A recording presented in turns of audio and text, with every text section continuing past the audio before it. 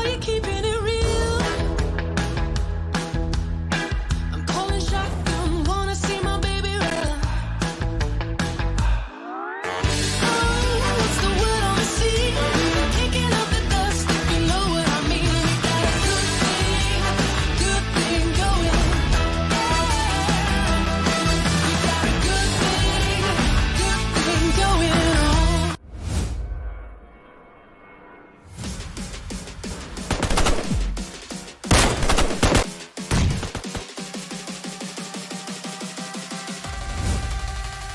पाकिस्तान में पहली बार PUBG mobile का जुनून पहुंचा है कॉलेज कैंपस पर। अपना स्क्वाड जमा करें और अपनी कैंपस की नुमाइंदगी करें। लड़िए अपने विकार के लिए। दाव पर हैं $30,000।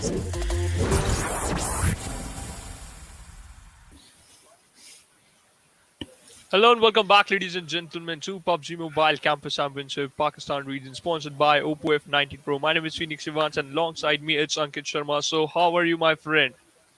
Oh, so I'm doing pretty well, and I'm very much jazzed up to see all the lads from Group D that are going to clash in the today's match, because we have already seen the finishing of all the matches for A, B, and C, and we have seen how teams actually have made it to the top 8, and I'd be delighted to see how the teams from the Group D will actually be panning out their games.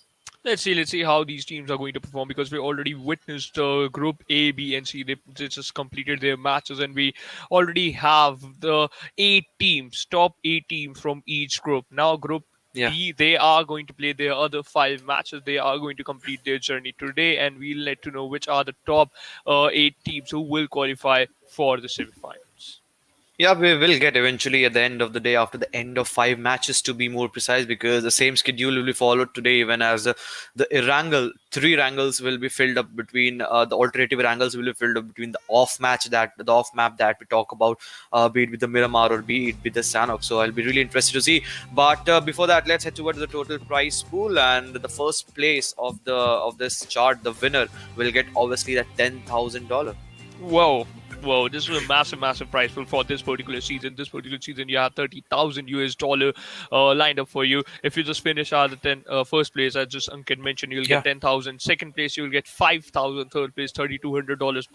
But if you somehow manage to get first place, right, then you get $10,000. Exactly.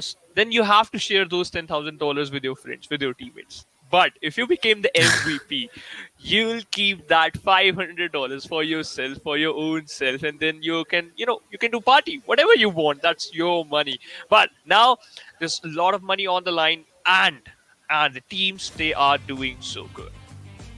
Yep, teams are doing pretty damn well, and because of that, we will be witnessing the point system for which all the teams are playing, and they need to strategize how they have to, because sometimes we have seen some teams actually go for that chicken dinner, because then also you get a straight away 15 points awarded into your bag, but obviously second and 10th, 12 and 10 points are also awarded to you if you come second and third, and no placement points for any team if they come from 13 to 16, and 8 to 12 just gets 1. But most importantly, we have seen in the yesterday's game, and also obviously on the previous days, that how that 1 kill point gets awarded into your bag. And I would like to straight away bring to the fact that Renegades, if you remember in the last game, the way they played, the important kills, the 6-7 kills that they secured, just because of that they qualified, and straight away we'll be heading towards the squad roster for Group D. We have the squad roster of Group D. We have KillerElite, the Chosen 4, VIRUSop, Never Settle, Zero X, SLAMeSports, KillerElite, Team Bablu, one of the most famous team in the Pakistan region, FTFxESPORTS, Team RBN, Futuristic X, Team G69. Other teams are, or the last 4 teams are Lost Esports, Astro X, Portal Esports, and R3D Esports. These are the 2 teams. Portal and R3D, they have a lot of experience. They already competed in the past PMCOs, and let's see how these teams are going to play together. Yeah, so some big teams into the frame already, as R3D Esports, already teams like Team Bablu. So it will be important to see how the rest of the team, the 14 team, reacts to the way the situation, the strategy, that how would they counter the facts that R3D holds a very good vast amount of experience that they have already in the bag, because they have already Yeah. played many of the tournaments in the past on the world level, on the world stage. And I'll be interested to see how the teams react, because we have got a very good group lined up, because obviously the map, the Erangel, will be in a way in a show. Yeah, the map is going to be in front of us in just a couple of minutes. But before that, before witnessing the first game, we have to witness the schedule. Then we have the schedule in front of us. The first game, it is going to be Erangel. Second game, it is going to be Miramar. Third, again Erangel, then Sanhok. Then the final game, the deciding game, Erangel again. So, So yeah. so these are the 5 matches lined up for today. So yeah, 3 games in a day for you, Erangel. That clearly shows the dominancy that you need to actually put up in the map of Erangel, because 3 games you get to play out of the 5 total matches. Obviously, some teams have performed really very good on the Erangel. If we talk about Team Prime, some teams have played good on the off maps. If we talk about the Team Leopard, but some teams already did in a way that they wanted to play, especially on all the maps. Yesterday match, we saw Stalwart dominating the lobby completely, be it with the map of Sanhok, be it with the map of Miramar, be it be Erangel. So everything we have seen in this tournament, if we have to see that how a team dominates in a particular match, or how a team tries to be out of that comfort zone and still try to dominate.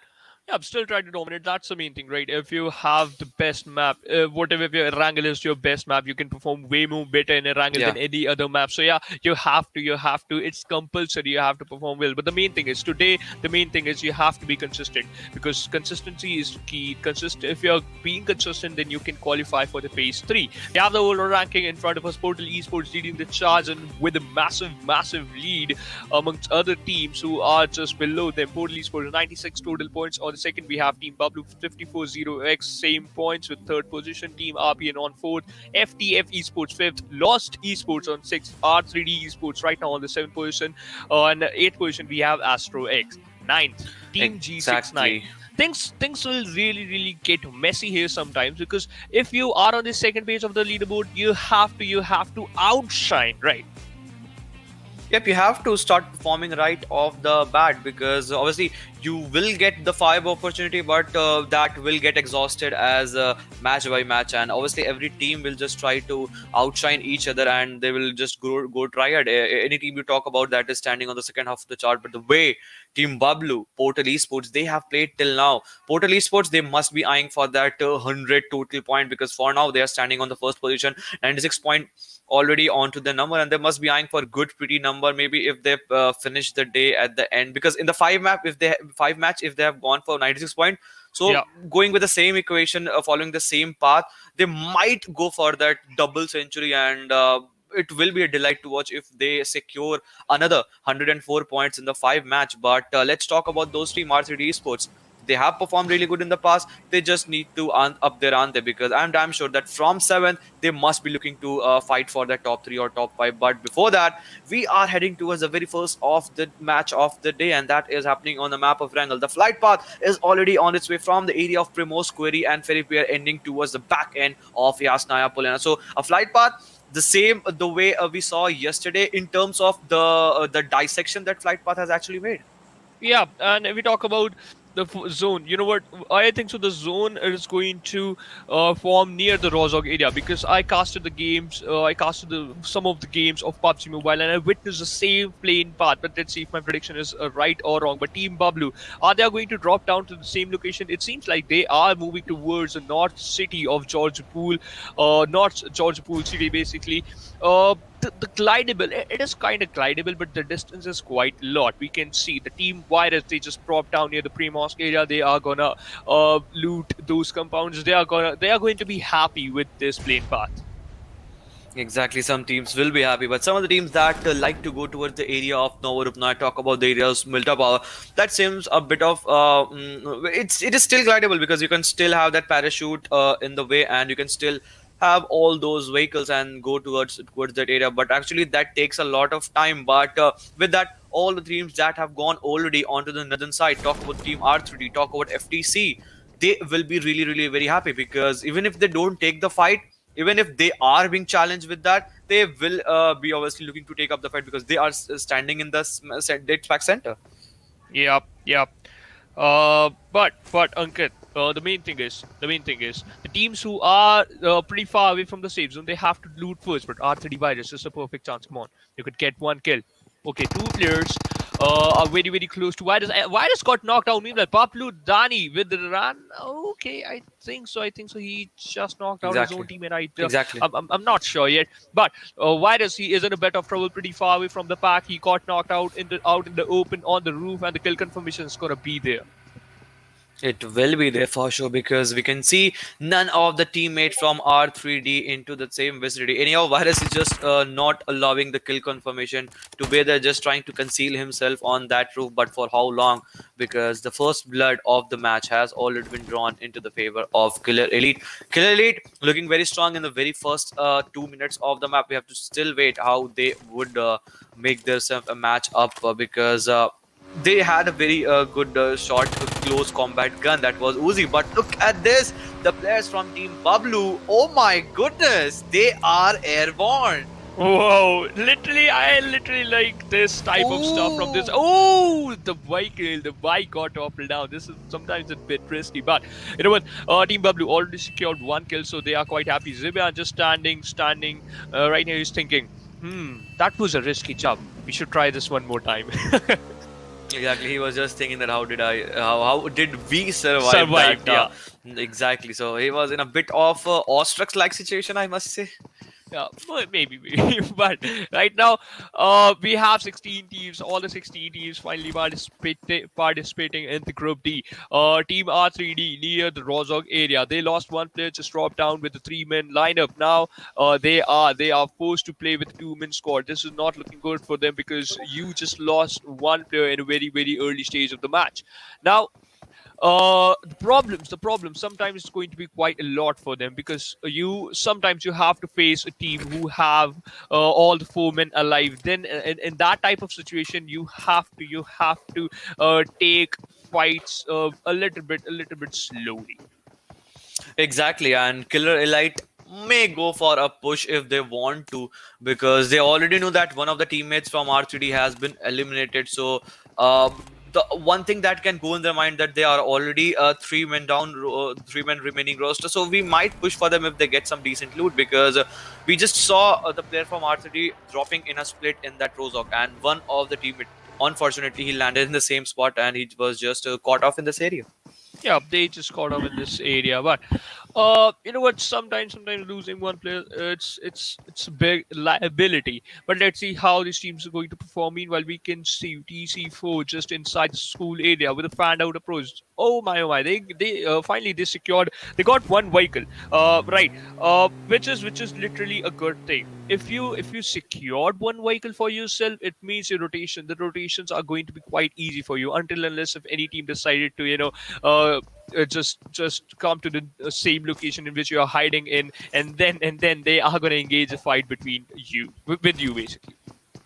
Yep, you have to look after all these things because if some teams might be contested, as we just saw, R3D just tried to unsettle the players from KillerElite, but unfortunately, things just went against their way and it didn't happen. But look at that, some teams are still out of zone and they must not be worried about with the fact that the circle has still not made, is still yet to make a shift. So teams like Astro and we can see in the area of Primo, some teams are already there. So Virus, OP, Astro, they must be happy with the way they are traversing because you get a decent amount of loot if you loot the area of Primos because there are a lot of compounds. So once they make all the loot complete, they might take the shorelines area and they can make an entry. But TNS, we are already seeing a split from their side, and maybe in a moment or two we can see them against to the players of Yeah. Mega because the way they are just trying to move, they might find themselves off guard.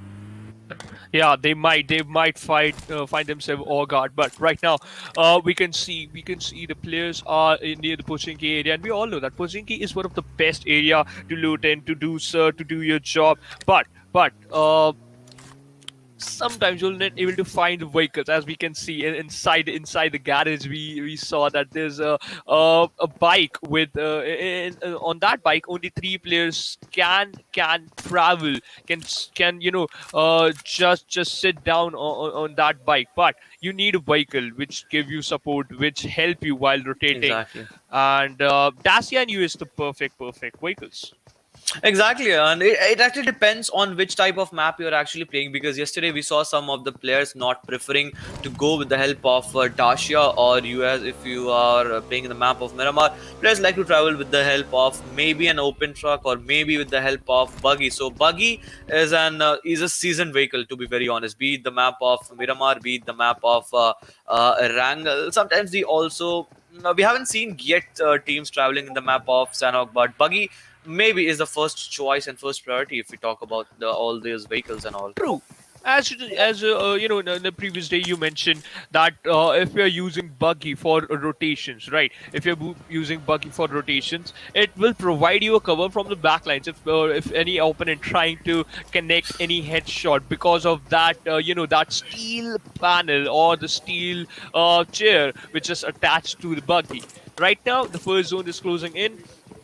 And the main problem is we haven't had witnessed a single fight just yet. Exactly. Except that one kill Bablu just secured. Yeah. Other than as well as R3D by taken exit. Other than not a single fight.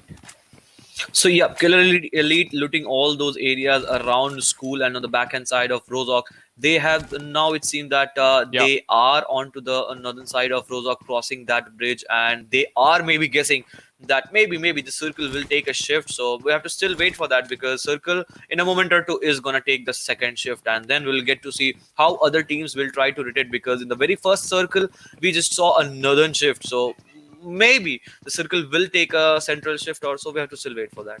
Yeah, we still have to wait for that. Meanwhile, we can see that Hexo, he has a Mini 14 with the 8x, and this is the perfect gun, one of the perfect combination. But what is better than a Mini 14 with the 8x? It's Groza with a suppressor. Trust me, brother. Trust me, brother. If it's just prone down, if any enemy just want to close in into your compound, and if you have an ADS just locked onto your enemy, you can spot him out, then you can take him down too. So that's the best thing. And basically Groza is the best gun. Exactly, Groza will be a gun to actually showcase your talent with. But with that, it seems the circle will be taking a second shift for sure. We'll see in a moment. Yeah, we see in a moment. But right now, team we can see 7EAFD as well as FTFRBN Esports. They are doing their rotation, yeah, from the Yasnaya Bridge. Not a single team near the Yasnaya Bridge, but we can see a cluster near the Severny area, the southern side of the Severny. Then this is the weirdest stuff right now. Oh, that could be risky. Exactly, it could be risky, but for now, the teams are just trying to move against each other. But no, Emerge has already been pinched down and caught in the open. He has been knocked on. Afan, Bakar, and Reaper, they still are surviving. Will they be able to save their teammate? Because the way the players from FTF are traversing, it seems that the kill will be secured for now. Yeah, the kill will be secured, Ankit. And to be honest, I love casting with you because the way you speak, the way you form sentences, the way you laugh at my jokes, that's the best thing because I crack PJs and you are the only person who like my PJs. Oh, Ocean also like my PJs, but sometimes I crack the worst jokes. But right now, Thompson about to knock out one player. Had he not stopped his spray, he could have able to knock him down. Exactly.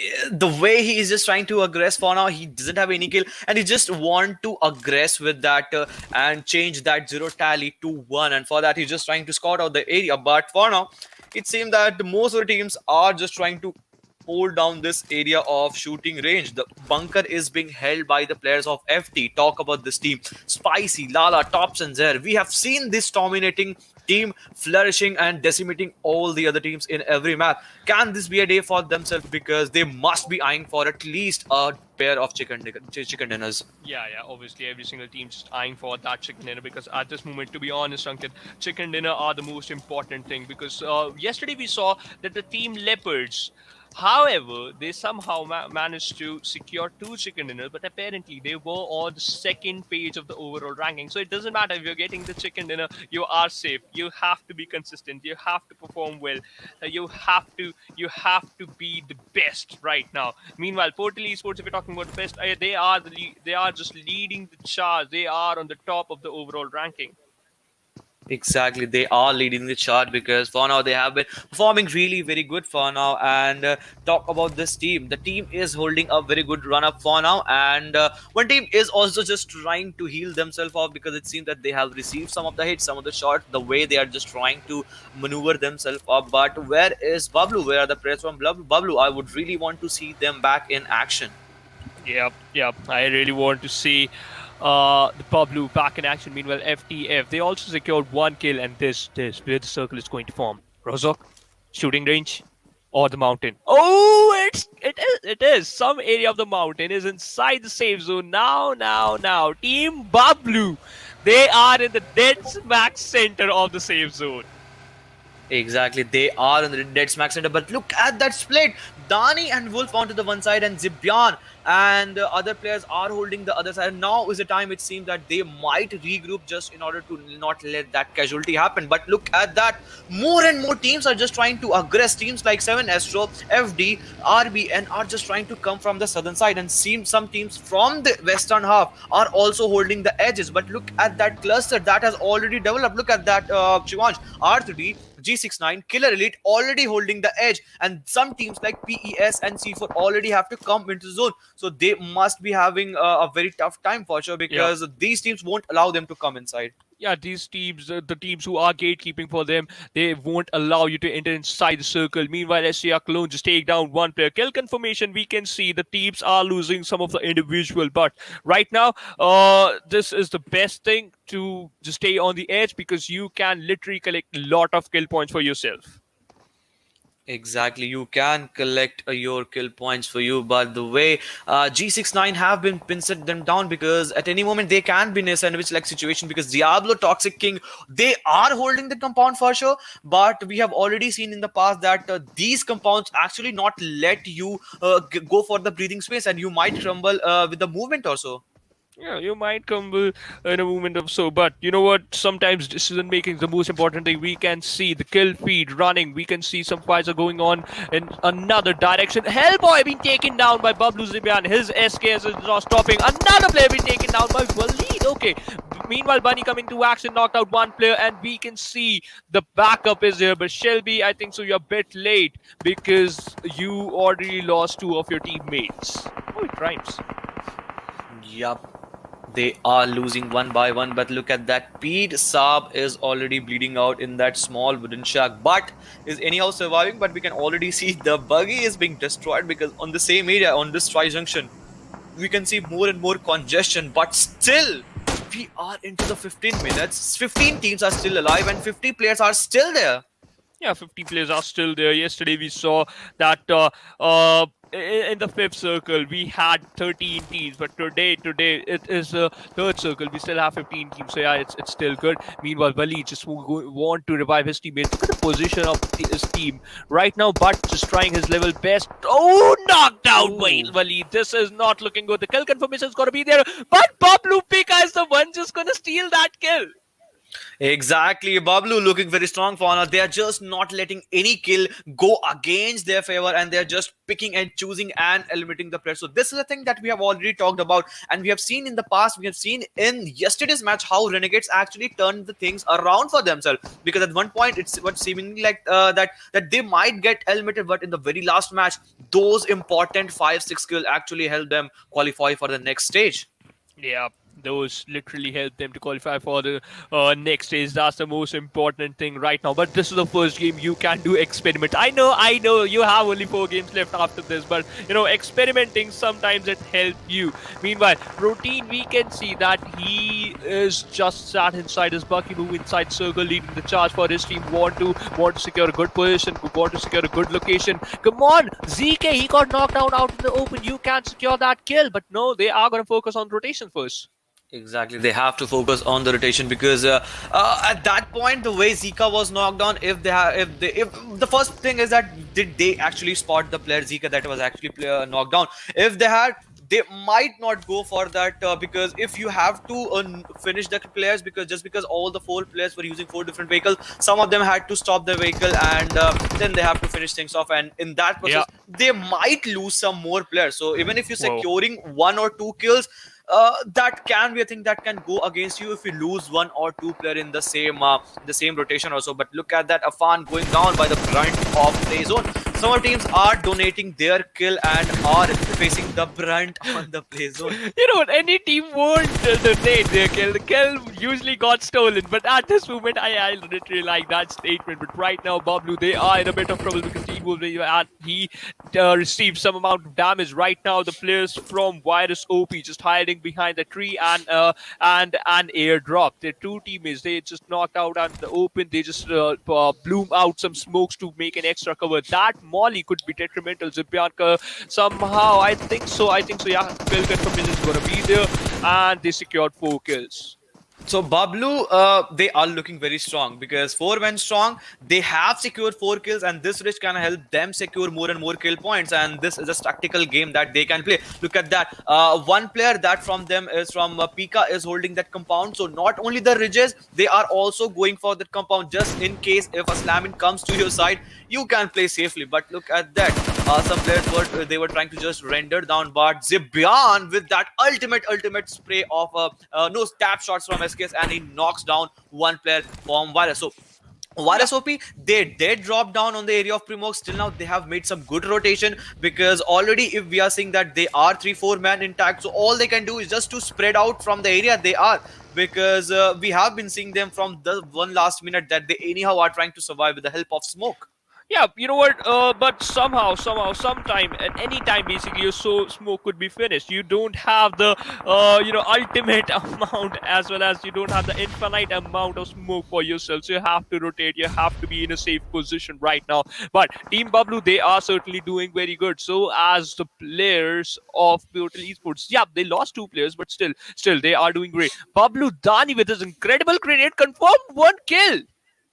Yes, they are just not stopping. Virus has been finished up, and just because of that, Zibyan with that SKS shot, he's just not stopping. A moment back, we saw already them pinching down the players from the team that already dropped down from the area of Primox, and they have come this far. But now they are just not allowing. One team is also cutting off the rotation of one team, that is of Futuristic X. Bakar, it seems that he's a sole man surviving from his side, and can for how long he will survive because.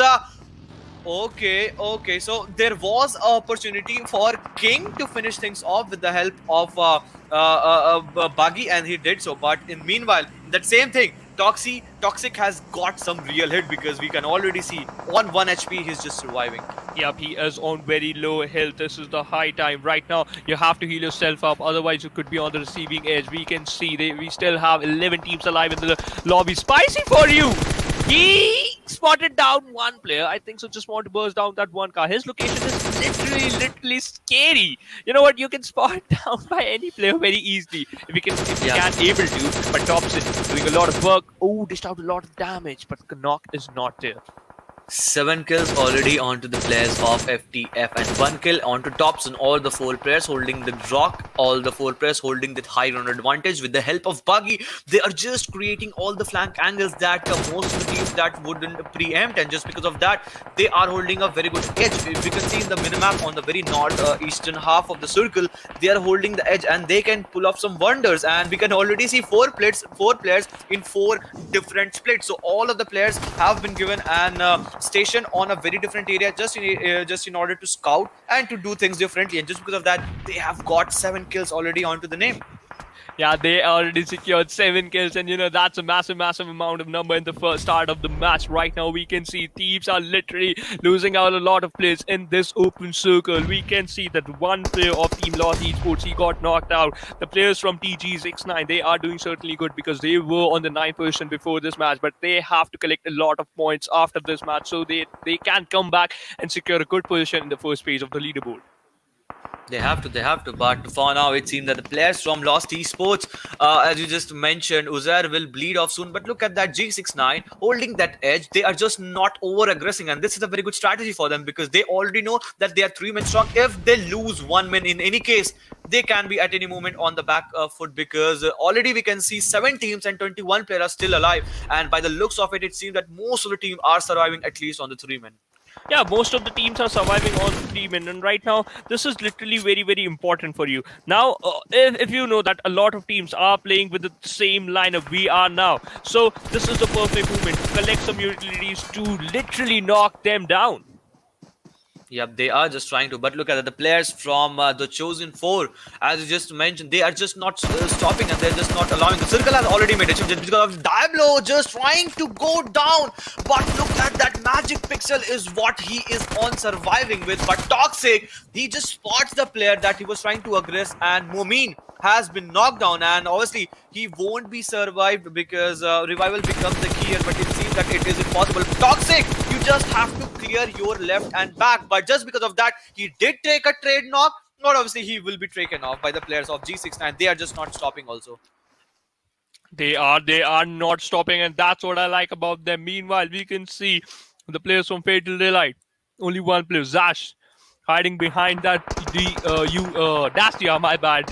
But for how long? If the zone is going to throw a curveball onto you, you have to move inside the circle. Meanwhile, if you are just moving inside the circle, you have to be secure. They have to secure a position so that you don't take any damage from any angle. So what I can see from here is that FTF holding the northeastern side, they're just trying to pincer down the players that are onto the front land side of that is of KillerElite. So if FTF has to go into zone, they will suppress the players of KillerElite, and just because of that, we can see Lala Zehar creating the crank angle. Thompson already going down, but because this is an onslaught coming from the side of KillerElite, but it seems that in this 1v1 fight, Lala will take things off for him because obviously 2 men are still surviving. That is of Thompson and Lala, and yes, they will survive this onslaught as Legend puts the final nail in the coffin, and with that, one more team more gets eliminated. But how many kills this team has already secured? And the answer is total of 14. Wow, this is a massive number, to be honest. FTF off to a really good start. They are in the top 3. They are inside the circle. They are inside the safe zone. Only one player surviving, but he's just going to revive his teammates. 14 kills secured. What if, Ankit, what if they are going to secure the chicken dinner too? Oh, that Exactly, grenade they could are- delete. Oh, okay. Look at those parabolas, look at those eclipses, look at those trajectories, and they are still surviving, living on the edge. Yeah. To be honest, this is the perfect word. Ooh. They have been now taken down because the Chosen 4, they have realized that FTF are already 4 men strong out there, but with this nade, final things have been done, and it seems that FTF has already been eliminated, and this is now down to 3v2 situation. Already one player is down from the Chosen 4, and the whole of the responsibility lies on the shoulder of C4 King from the sides of the Chosen 4, and this is down to G69 versus obviously the Chosen 4. G69, really, you have to secure this chicken dinner because you have 8 kill points. If you're gonna secure this chicken dinner, then it might possible you're gonna get 23 to 25 total points after this match. I'm sure they are gonna move up. They're gonna climb up the overall leaderboard. Then they might be happy. But that grenade, T4, come on. No, I think so. It's a little bit far away. Oh, that was risky. That was literally risky. Yeah, but C4 has the realization that 3 players are onto the front end side, but G69, they know pretty damn well that it is all a matter of seconds, where if they don't commit any mistake, because we can already see C4 doesn't have much of heal to actually, even if he wants to go for that heal battle, because we have seen this thing is already in the meta. But the best thing for C4 King is that he is in the dead smack center. All of the members, all of the teammates from G69, for example, Toxic, King, Bablu, trying to create all the flank angle and just trying to distract the vision. Just because of that, they are trying to go with 3 different angles, but they already know where the exact player is located from the side of the chosen 4. Yeah, because of that grenade lobbed on to Oh! Bablu. Oh! TC4 King knocked out Toxic. Now it's a 1v2 situation. It seems like TC4 King somehow managed to do a 1v2 clutch. If he can able to, then this could be the best movement for them. King he just pinned down the player. Right now, King just lobbing some random grenades. King just want to throw a smoke. So there are 2 kings right now. TC4 King just lobbing some nades and G69 King just lobbing some smokes. Exactly, both of the king just trying to protect their fortress, just trying not to let the ridge happening into this side, and just because of that, Toxic has been finally being eliminated. But C4, it seems that he has received some hit, and yes, he has. But the bigger question is, a moment back we just saw he doesn't have much of med, so this can be a tricky situation for him. But the way this king from G69 is just trying to take things off, this can be a moment of truth for him. Oh, This can be the man. MK14 is the reason to finish off the last player to secure the chicken dinner for yourself. exactly, and Diablo with that final nail in the coffin. G69 going for that chicken, and after this, it was a well-deserved, well-maintained chicken dinner, and this is the thing that they would really cherish off. And obviously, when you are going down to the wires in this way, because after this, the game will decrease in order from 6 to 7 to 8 to 9 to 10th, and after this, obviously, only 4 games will be left for them. So it actually becomes important to take a chicken dinner, obviously, into a day, but one more team will be more happy because they also came the second, and they will be taking at least 12 points into the name. Yeah, they at least secure 12 points for their self, 12 placement points basically, and they have some kill points too. But FTFxESPORTS, I think so, they got eliminated as the 3rd position with 10 placement points and 14 kill points. They'll secure 24 total points. Now, at which position they are gonna land on? 2nd or the 3rd position in match ranking? I'll just throw it to the statistics that will come in, and after that, obviously, the whole of the math will unravel itself in a way or the other, and then we'll get to see where do they find themselves, even if top on the 2nd or the 3rd, or maybe on some different spots altogether. But right now, match ranking, sometimes it matters, sometimes it don't. Unless you are on the verge of elimination, you are just 3 to 4 points far behind from the top 8 situation. But T69, they secured the chicken dinner in this particular match. So some decent amount of points they secured, I think so. It means they are going to climb up. Yep, they will, and this was a start that they were actually looking for. And after this, they might eye for the top 7, top 8, or maybe top 5. We have to still wait for that. But R3D, they were on the 7th position before this match started, and I'll be really interested to see how much of the total point that they actually secure, because in the very first half of the match, they were not, they didn't went off a start that actually they would have liked, because already 3 men down roster, one man being eliminated. Obviously, you are a very star lineup. You have that experience, but still, these lads from the other teams won't let you traverse the way that you actually want. And obviously, they did place some roadblocks into their movement. Obviously, they have to, basically, if you want to eliminate some teams who are going to become a roadblock for you into the future. So you have to be the same thing, or on the other side, right? Or it is your first priority basically. But we have the match ranking in front of us, and the team G69 with the amazing chicken dinner, they secured 10 kill points, which is equal to 25 total points. FTFxESPORTS on the 2nd position with total 24 points. A chosen 4 with an amazing outing secured 19 total points.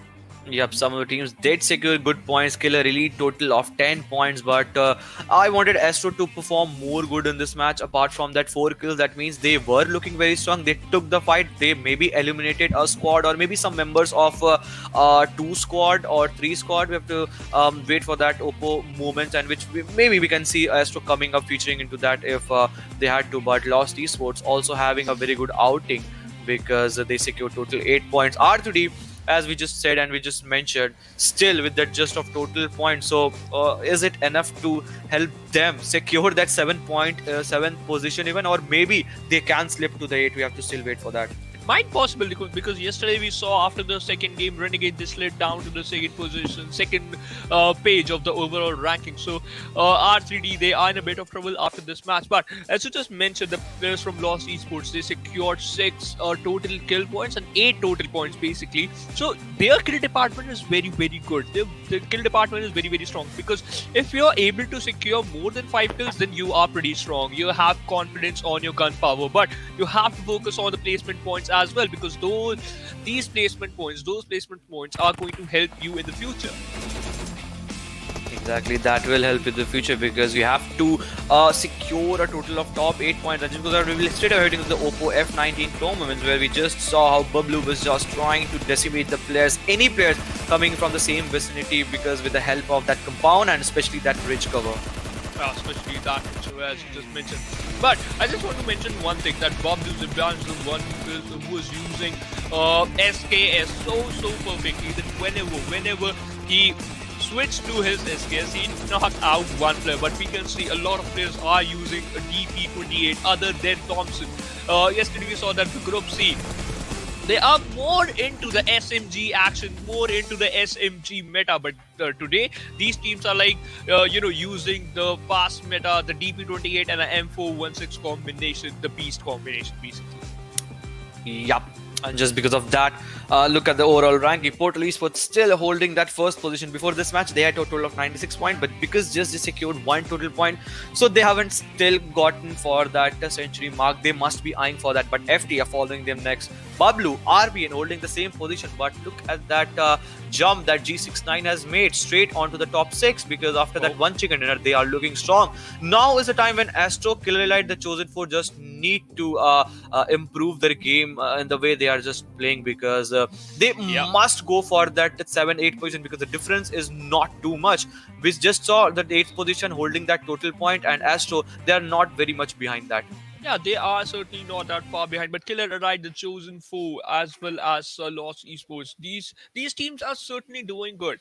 If you're on the second page of the leaderboard, it doesn't matter that you are going to lose your hopes. You still have 4 games left. Miramar. Exactly. The long range fights, it's going to be very useful for you, because sometimes if you're not good in close range fights, you can be the beast. You can be a beast in long range fights. Sanhok is also there lined up for you, and it is going to be the fourth match basically. We know that Sanhok map, it literally force every single team to engage in some early fights, to go for those early skirmishes. But after this incredible match, we head on to a short break. Coming right up, it is going to be the Miramar map.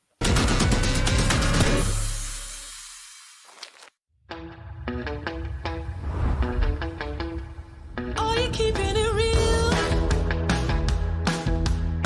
I'm calling shotgun, wanna see my baby run. Oh, what's the word on the sea? Kicking up the dust, if you know what I mean. We got a good thing going.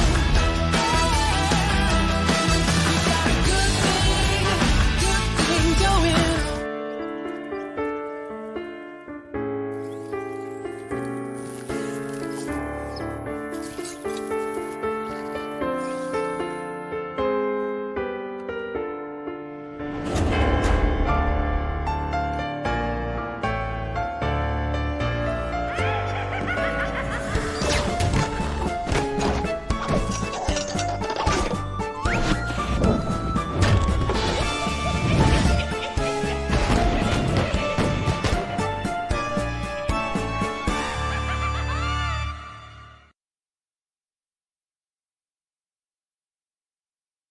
Welcome to Karakin. Today, let me guide you on an in-depth understanding of this 4-square-kilometer humble island. Before stepping into Karakin, you may have already heard about the intimidating Demolition Zone.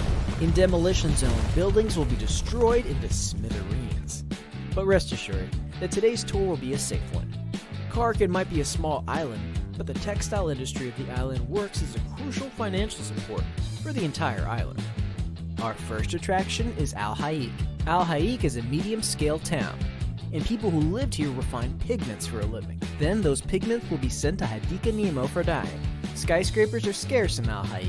Compared to other urban areas, there are fewer visitors here, which makes looting easier. It's a perfect choice for a team of 4 in search of adequate equipment supplies. We'll be walking by the sea, and our next attraction will be Hadika Nemo, which serves as the port of importing raw materials of Karakin. Imported textiles are dyed in vats filled with multiple colors and distributed to the factories. If you want to choose this place as your landing spot, then it's recommended that 1 to 2 players in your team land in the containers area, as they can easily find combat supplies here, and head to the city to support their teammates. In the middle of our journey to Al Habar, we'll be passing by an enclosed warehouse. You will need to use sticky bomb to blast the walls that look less solid to get in. There's always something nice in here. But be careful, as one might not want to hide behind those walls during combat, because those unmaintained walls can be easily penetrated with just a touch, making you susceptible to attacks from enemies and exposing you to dangers. The next stop is Al Habar, which is the largest urban area in Karakin. There are many residents, hence the numerous high-rising residences. No doubt this place will be a popular spot in the future. Our next attraction is the port city of Bar Shahir, which stores and exports goods of Karakin. This is the perfect spot to search for weapons, making it my personal favorite. Next up is the city of the West, Bashara. It was a city congested with residents, with tall buildings providing convenience in observing the surrounding movements. Just make sure not to lose your directions here. Our final destination is the cargo ship, located at the southwest corner of the map. This ship has been idle here for forever, and has already been abandoned. Yet there are still goods that remained here. However, due to the gigantic size of the cargo ship and the containers, this place no doubt becomes a place to rumble. Don't you feel the excitement already just thinking of it? Besides these urban areas, Karakin also houses many such little buildings. Rumor has it that there's another passage beneath these buildings, as well as a huge space beneath Karakin. Well, it's up to you, believe them or not. Alright, your Karakin tour is now closing its curtains. Looking forward to seeing you next time.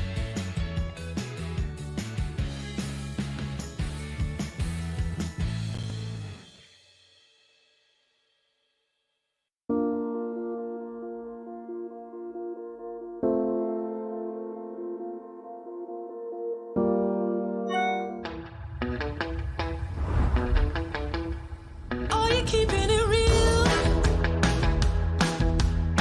I'm calling shotgun, wanna see my baby run. Oh, what's the word on the sea? Kicking up the dust, if you know what I mean. We got a good thing going. We got a good thing going.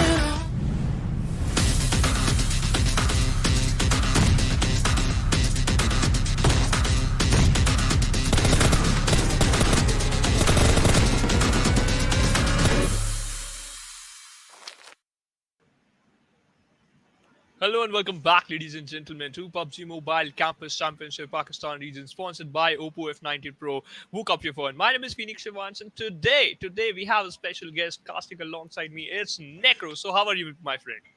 I'm doing absolutely fantastic. We have some tough times going on, but stuff's getting better, and I do believe later on in the future, stuff's going to get way much more better. But right now, we're witnessing some high intensive action, Shivansh, and I'm pretty excited. I'm excited too, because in the previous match, Team G69, who were on the second position before that particular match, second page of the leaderboard, my bad, now they are on the first page of the overall ranking. So that's the best thing. But we have the plain path in front of us. It's starting from the Minas Silvera and ending towards the north side of Impala. Exactly. Flying right above Los Leones, more kind of like a southern plain fly path over here. And we might see a lot of teams splitting out. And I really want to see what kind of teams actually do land inside Los Leones, because in the PMPL as well, we have seen a lot of teams, just targeting the Los Leones area, of course, a massive city. And 2 teams can loot there without any issues. But when a third team joins in, when the third team joins the fray, this is where the real problem starts. Yeah, this is certainly where the real problem starts, because in Los Leones area, the area is quite huge, one of the biggest city in the PUBG Mobile. But you'll get decent amount of loot out there, but every single team prefer those level 3 loadouts. But right now we can see RBN just going towards the Porto Pariso area where the safe zone is going to form. We'll get to know in a couple of minutes, and we have first safe zone in front of us. It's just favoring Picardo, San Martin, Power Grid, Montenegro, El Pozo, and Hacienda del Patro. Exactly. The circle, pretty great circle. Of course, that's the do cover some massive cities. For example, like El Pozo and San Martin. And we do know a lot of people do like to go towards the Hacienda del Patron and get the Golden Dorado in there and secured. But for now, one team that I really have my eyes locked on is definitely going to be Team Bablu. Ocean, my friend likes to call them the kings of Miramar, and even in the past, we have seen them just cause a lot of ruckus, cause a lot of rumpus on the map of Miramar, and I really want to see, are they going to be continuing the legacy again? Only time will answer your question, my friend. Meanwhile, we can see that the teams, they are in the Picardo area. The team lost Esports. In the previous match, they were so good. But right now, we can see the fights are breaking out. Momin is the one just knocked out one player, and he has an AK with the holo side, and the kill confirmation is going to be there. And yeah, he confirmed that one crucial kill for himself. What unfortunate stuff for that team. Fatal seems like they are going to be pretty fatal inside the game this time, as another team that is inside the Picardo area. They do have more kind of like a massive amount of area for themselves, but only time will tell if Lost Esports are going to be able to continue that, though. I mean, again, it's not going to be that easy. The team opposite to them is definitely going to be pushing right onto them, and an area like Picardo is pretty violent. We have seen in the past as well, especially off the drop. The area does get pretty violent, and a lot of people do like to get bloodthirsty. Yeah, because you know what, why players prefer to drop down near the Picardo area, because 95% of the time it is inside the circle. Like the Pochinki in Erangel, the hurt of Miramar, the Pochinki is hurt of Erangel. So yeah, players do prefer just drop down near the area. Meanwhile, Legend, he has a Winchester in his hand, and he knocked out one player pretty far away from him. Just want to confirm that kill, but the distance is quite a lot. The 2.4x scope attached onto this gun, it is providing some amount of vision, but the shot connection, it is difficult. It's definitely going to be difficult, especially with that gun. It's not going to be that easy. And the scope as well, as you did mention, is not that zoomed in, and the killer's pretty far away as well. Again, the teammates are there from their side to provide a little bit of cover, making sure their teammate is being saved, but no is going to be the answer, because Legend is just an absolute legend. Doesn't seem like going to be missing any shots anytime soon. Connecting a lot of shots, did a lot of fatal damage to Team Fatal, and it seems like they are in a massive world of trouble. True. This is the Team FT. In the previous match, they secured 14 kills, total 24 points. They secured total 24 points in the previous match, and right now they are really off to a good start, because Legends just secured one kill. They just dropped down with a 3-man lineup. Sometimes, basically every single time, this is not a good thing, because usually you are going to face a team who has all the 4 men alive, and in that type of situation, sometimes it gets a bit risky. Well, now it seems like Portal are getting third party from the back lines. It's definitely going to be a player from a G69. It seems like it's not going to be missing any opportunity. That's what he was looking for. But a great flank cover coming in from the side of Insane. It seems like Insane is also getting capitalized from the back lines. Does realize there is one player in the back lines. Insane find himself a cover in the nick of time. Up till now, Insane is looking pretty good. G69 are going to get the res onto Diablo without any trouble. Insane making the push. He does know the res is going on there. He's the last man surviving for the team as well. Gives away a lot of sound cues. And yes, this is what is going to be making him fall in a lot of trouble. And King going to be taking that opportunity and taking him down. True. Portal Esports take an exit at 16th position. Right now, Portal Esports, they are not looking pretty strong. From the previous match, they got eliminated on to the 11 to the 15th position. I'm not sure, but in this match, they basically got eliminated from at 16th position, right? So they are the table toppers. They are at the first position in overall ranking. But for how long if you're gonna play like this? Well, only time would answer such kind of questions. I mean, more kind of like if you are going to be the table toppers, you do have a lot of pressure on you, especially if your score is not that good. If you're not really far away from the teams that are below you, then the pressure just doubles up. It just amounts up. But for now, it seems like there is a little fight breaking down maybe soon because they are pushing right next to them. Never Settled seems like they're going to be pretty unsettled up till now, and they are pushing right inside the building. And they do want that blood of Lost Esports. Already finding themselves the opening. Lost Esports seems like they are in a world of trouble. And up till now, Never Settled seems like they are pretty unsettled. They have found themselves a kill. The opening that they were looking for has been found. But one thing I really like that Lost Esports are doing, they're kind of separated out from the rest of the squad. Now, two players are inside the stadium area, and they are getting the res on in as well. And it's going to be in the right time, though, because the rush from their side is there. They are pretty unsettled, as I did mention, so the rush will be there.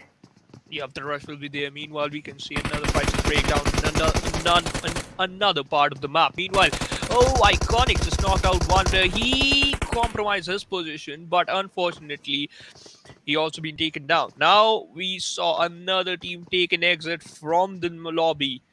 We are just down to only 14 teams. Pretty unfortunate stuff for that team, isn't it, Shivansh? We did expect that team to, come out on top, but quite unfortunate. Sometimes the luck just doesn't favor you, and you do fall apart in those early game phases. Where we take a look at KillerElite already spotting out a player, taking little bit of shots here and there. It doesn't seem like any of those riddling shots are going to be connecting. And Fatal are going to be safe up till now. Now take a look at these kind of rotations, right? All out in the open. Imagine if there's a team in the compound where they are actually trying to rotate inside. Then this is more kind of like a really a risky rotation, I would like to call it. Because, I mean, a team like Fatal, I'm pretty sure they have cleared the area first. They have scoped out, making sure that there's no one in the nearby vicinities, and then only you would want to get that area or such kind of a risky rotation in. Yeah, we have the airdrop one in front of us, and we have the luxurious weapon inside that airdrop, the AUG, the quick draw extended mag, and a level 3 kit. But second zone, it is going to take a centralized shift, and Team Bablu again in the dead smack center of the safe zone. Well, I mean, here we go. Team Bablu, I'm expecting for some incredible amount of domination from this team this time. What do you expect, Shivansh? I think so. They are going to collect 10 to 11 kills in this particular match. Whoa, that's a massive statement. Yeah, man. Let's see what's going to happen.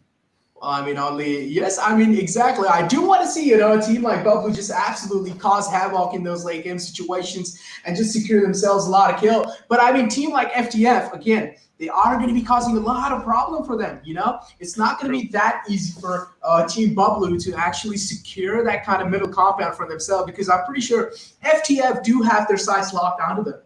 True. Meanwhile, we can see there's a cluster of team in the eastern, at the eastern side of the safe zone. So we are going to witness multiple fights near the San Martin area, because teams, they are going to gatekeep for those teams who just want to move inside the safe zone. But let's see what is going to happen. Meanwhile, Team FTF very close to the players of Team Bablu. It might possible that they are going to engage in some fights, and I would love to see a fight between these two teams. Definitely. I mean, we would definitely love to see that bloodshed, that bloodbath going on in the center of the circle, especially in those late game kind of circles. You don't really want to give your sound cues away. You don't really want to give your position away. A small amount of sound cue given away from you can just reveal your position, and that can put you in a backtrack, or that can put you in a risky position for those late games. So you want to make sure you're being as cautious as possible. You're counting your each and every single bullet. You're counting your each and every single step. You don't really want to overstep your limits in those late game situations. As we do have Team RBN on the screens, they do have themselves quite a hilly area secured. They do have quite a lot of high ground as well. True. Securing high ground in the Miramar map is very, very useful for you. because this is the map in which we usually witness the long range fights, and you have the height advantage. You can easily take down your enemies. But meanwhile, we can see FTFxESPORts. They are looking very, very strong. Foreman alive, could not able to secure a single kill. But let's see. This is only the second zone. We just hit the 11-minute mark. The players from Team Futuristic X running into open. This sometimes it's a bit risky. Well, I mean, sometimes you need to take those kind of risks, and we do know high risk, high reward. So if you're going to be taking those high risks, then maybe you will get a high reward, but it's not necessarily, always the case. You're not supposed to get high rewards all the time. I mean, of course, it's a game of PUBG in the end. If you launch it, I mean, stuff like a randomness do fall into it. True. Meanwhile, we can see the players from KillerElite. They are just brought down to only 2 players, which means the amount of information they can collect it is quite limited, right? If you have all the foremen alive, just playing with all the foremen, so you can collect a lot of info from every single angle. Now you just brought down to only 2 players. Meanwhile, we can see the third zone again. Bablu still inside the safe zone. So as the players of Team C4, RB and FTF, they have a really, really good mountain control. But will they able to control? Will they able to stay on the edge, or they are going to move inside this dead smack center of the safe zone?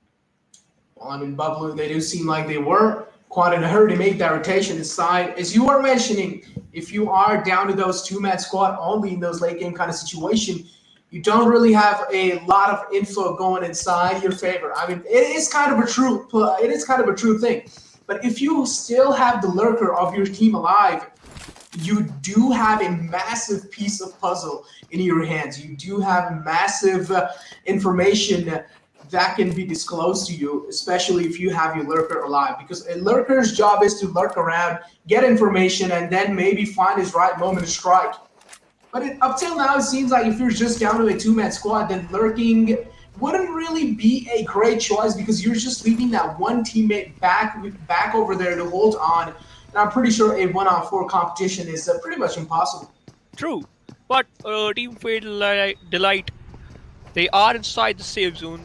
It doesn't matter if you're on the edge, but still, you are inside the safe zone, so the chances of your survival are still huge. I mean, we can see that the players are engaging in some fights, and Team never settle. They already secured 4 kills. Well, I mean, it's never settled. Pretty unsettled. We do see some fights breaking down over here and there, and it's gonna be Astro X this time getting inside a fight against their enemy lines and already dropped down on 2 players. It seems like Fatal is doing quite a fatal job inside this fight, and they're doing pretty incredible holding on to that compound as they were just down to a 2-man squad. Up till now, Fatal seems like they do have the upper advantage inside the fight, but Astro are trying their best to fight back, and it seems like there's one more team joining the fray. The third party is, of course, going to be there. If you're going to be finding those easy kills for yourself, then why not? You might just third party. Yeah, why not? You might just do a third party. Sometimes it gives you a lot of opportunity to steal some kills, to secure some kill points. But meanwhile, we can see Astro X. They are in a bit of trouble because only one player surviving for that particular team, and he is going to run away. He's just going to disengage from the fight. He is just going to run for his life, because right now that's the perfect thing you can do. Meanwhile, we can see the players from KillerElite. They got pinned down inside that 1-1 compound. The players from Never Settle, they are lobbing a lot of grenades, but that grenade by ZK, wow, now it's a 2v2 situation. Well, now Never Settle seems like they're showing their dominance inside this entire fight. Up till now, they're pretty healthy as well. They have their HP bars quite rised up. And Never Settle, they have sensed the presence of their enemy lines. They want to find themselves the opening that they were looking for. One opening is already found, but it's a 2-on-2 competition right now. It's a 2-on-2 going on. And we do know it might be pretty equal, but they've already got the rest onto their teammates. So Never Settle are looking decent up till now, but Fatal are still inside the competition. And we do know how Fatal can be sometimes. Meanwhile, some players, they got knocked out by the blue zone. it doesn't matter if you're playing a Sanhok map or an Erangel or a Miramar. You have to respect the blue zone, because blue zone, if you're inside the blue zone just going to dish out consistent amount of damage onto you, and sometimes it could be lethal. Meanwhile, we can see uh, a weird approach from the side of VIRUSop. He just went far away from the pack. I think so. He just want to start the rotation. Just want to secure a good position inside the safe zone. I mean, there are pretty much a lot of fights happening as the circle is shrinking below, is shrinking down. Of course, a lot of fights will be happening. It seems like Fatal have made the decision to leave that area. They did realize they're getting quite surrounded. So that was quite a brilliant move coming in from the side of Fatal. But now they will have to find themselves an empty compound where they would feel quite comfortable getting it. But here we take a look at the fight between the Chosen Four. And it seems like he is the one and only man who is in the nearby vicinities of Team KillerElite. And this is going to be quite an interesting fight to witness because it's a 1-on-3. Yeah, it's 1v3 situation right now. EC4 Harry X, he has an AKM, and he can do wonders. Literally, he can do wonders. But where is the backup? I'm still looking out for the other player. Another player of this particular team. Meanwhile, Alpha, he's still waiting. Just want to take down some enemies while they are doing those rotations. And taking down the enemies while they are busy rotations, that could help you a lot if you want to secure some kill points. Definitely, for sure. But here we take a look at the Chosen Four making the push onto them. And it seems like KillerElite will need to be as cautious as possible because Chosen Four, again, a team, look at that kind of rotation. Those are kind of those risky rotation, those high risk, high reward rotation. But he ran straight inside a compound where there's already a team. As we take a look at Chosen Four, crumbling down like dominoes. Now there's just down to that one last man standing for them. Chosen Four didn't really expect, quite in a heap of trouble. Such kind of performance can definitely be detrimental for your team's stats. Yeah, I totally agree with your point. But Necro, you know what? Usually teams prefer those a new meta, basically SMG using Thompsons as well as PP Bison sometimes using in the final circle. What do you think, that they are going to do the same thing in the Miramar map or not? I mean, I've seen in the past as well, you know, Shivansh, even in the PMPL, a lot of teams do like to use that Thompson or even use these in the close ranges. Doesn't matter what map it is. I mean, yeah, we're kind of like DMRs are favorable, ARs are favorable inside the map of Miramar, but I mean, SMGs, you know, they have their special place inside the heart of the players. And here we take a look at Team FTF. Trying to scout out the area. What do you think? I mean, what do you think which team is going to win too much? I really want to know your speculations on this entire game. The team who is inside the safe zone, right? The team who has a good hold on the compound, who is inside the dead smack center inside the safe zone, basically. But right now, FTF, they are 300 meters, kind of 250 meters far away from the safe zone. Sometimes, you know, 250 meters, it's not huge, but fifth circle, 250 meters, it is so insane. You have to go for those early rotations. Thompson just wants to dish out a lot of damage. He literally dished out a lot of damage on Thompson, but the knockout is not there. Knockout definitely would be difficult in such kind of ranges. FTF, a team who is trying to beam out. The Murado is smoking. They need to make sure they're back in cover as fast as possible before that vehicle explodes. And up till now, FTF seems they are pretty decent. They're looking pretty decent. R30, they are on move as well. As we take a look at a team getting inside a fight. And of course, it's going to be Fatal again in a heap of trouble. They already have found themselves in a twitchy spot. 0x seems like they are going to be pretty merciless. They want to confirm that kill. Here comes the push from the side of Fatal. But this time, it seems like it's going to be pretty unsuccessful, as it's going to be 0x eliminating the entire existence of Team Fatal. Yeah, Team Fatal taking exit at 11%. We have 10 teams alive in the lobby. Fifth circle, we can see only 6 to 7 teams inside the safe zone. Other teams, they still have to move inside the circle. Meanwhile, Chiku, oh bro, you have to revive your teammates. And yep, the revival is going to be there right now. After this revival, Virus, OP, they are going to look firm and strong. But the main thing is this team, they are inside the safe zone. But Team Bablu, you can see the minimap. They are again the dead smack center, again in the center of the safe zone. Sometimes it's good, but if you are in the center, you could be the center of attraction too. Exactly. This is what I was talking about, Shivaj. Good point.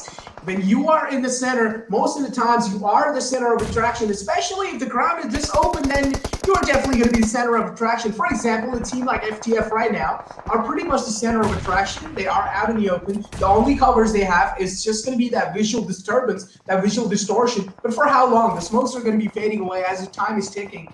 And FTF needs to make sure they do have a decent compound for themselves, or at least a decent cover. But up till now, it's a map of Miramar. We do know sometimes the circle pans out in the open, and you don't really have a lot of cover. Bablu still seems like they are going to be in the center, and causing quite a lot of rumpus. I mean, you don't really want to attract a lot of players when you're especially in the center, you know? True. Meanwhile, the zone is also favoring them. So right now you have to be prepared to absorb a lot of fights, because now teams are going to move inside the circle. Dobson still holding the same angle, still waiting for the call out from his IGL that when we have to move inside the circle. And okay, we can see now teams are not using those smoke. They are using those vehicles to use as a cover. Meanwhile, Lala, received huge amount of damage onto him. Now just brought down to only 10 HP, but I know he's just going to heal himself up. Meanwhile, Zahir, he got knocked out in the open. Quite unfortunate stuff. That nade's going to be merciless. It's going to be finding him. Zahir, quite unfortunate stuff. But we need to also take this back into consideration. VIRUSop still alive, still kicking in, looking good. They do have all their players alive until now, at least. But they are in a heavy amount of pressure, heavy amount of fire. One player already taken down, absolutely eliminated out of the game. The second one as well goes down. VIRUSop didn't really show their presence inside this entire game, but in the late game situations, they are getting punished. Yep, they are. They certainly are. Meanwhile, the Lala, the kill confirmation is there. Meanwhile, Zabyan, he is doing wonders with those DMR. In the Erangel match, we saw that he is using the that SK so perfectly that he confirmed 3 kills with that SK. Zabyan dished out a lot of damage, but kill confirmation not there. Still, we have 5 teams left inside the lobby. Bablu holding every single angle, looking out for every single angle, confirming those kills as well. They secured 4 kills, and we can see they are using those smokes to make an extra cover. Exactly. Bablu, they are dominating the entire play zone up till now. Late game, they were in the Deathmatch Center, and also, again, they do have pretty much a lot of circle covered by their sides. And they are kind of separated out from one of their teammates, so which sometimes can prove good. But if the teammate is knocked out, then the res is pretty much impossible. Here comes rotation from the side of VIRUSop. They do realize they need to be quick on their feet if they want to make it inside the circle, or at least stay alive. True. So VIRUSop trying to make the rotation inside the circle. Bablu looking pretty dominant inside this entire late game situation. That nade is going to be so damaging. Finding that opening that they were looking for. The second frag must be there anytime soon. Nades are locked in. The barrage of nade is there. But Bablu, again, they need to make sure they're not overexposing themselves while they are trying to barrage him down. And yes, the final kill has been taken down, and that's going to be VIRUSop eliminated by Team Bablu. True. VIRUSop taking an exit at the 4th position. Meanwhile, Bablu Dani, his position has been compromised. Bunny spotted him down, could not able to secure that knock. But yeah, he dished out some amount of damage onto him. Right now, they are inside the circle. They are just 4 meters far away from the circle. The vehicle, the Ronnie truck, I think so. This is going to help them to make an extra cover, so as they have those smokes. Meanwhile, Bablu already secured 7 kills, and they spotted down Bunny. Pika. Why he could have been taken down. He is trying to shoot his toes out. They're trying to spot out the toes. But again, this is where the brilliance from Zero X shows in. They are behind that wheel, making sure their toes are not exposed. This is where Bablu might just get punished or might just panic a little bit, because there is one more guy right in their backlines. It's going to be from Team RBN. True. And he wants to get that kill on them. He is waiting for the right opportunity to strike. But Bablu, they do have all their sides cleared, and this is where Bablu might just fall apart, because the opening that they were looking for has finally been found. True. And you know what, Danny, he could have been secured that knock if he continued that sprint. Just because of that, Pika, he got knocked out from the same angle. Zibian just going to revive his teammate. The revival is going to be there. But Danny receiving a lot of damage. But, knocked him down. Team Bablu not looking that good. But just going to confirm that kill now. He is looking so strong because he is on rampage. He secured 5 kills for himself as far as his team. Being the most dominant, and now they are in a massive world of trouble. You can imagine they have dropped down in their char squad a lot, especially inside the killing spree. Bablu seems like they are quite in a massive trouble. They did have one of the best positioning, and now they have one of the worst kind of chances to win the game as well.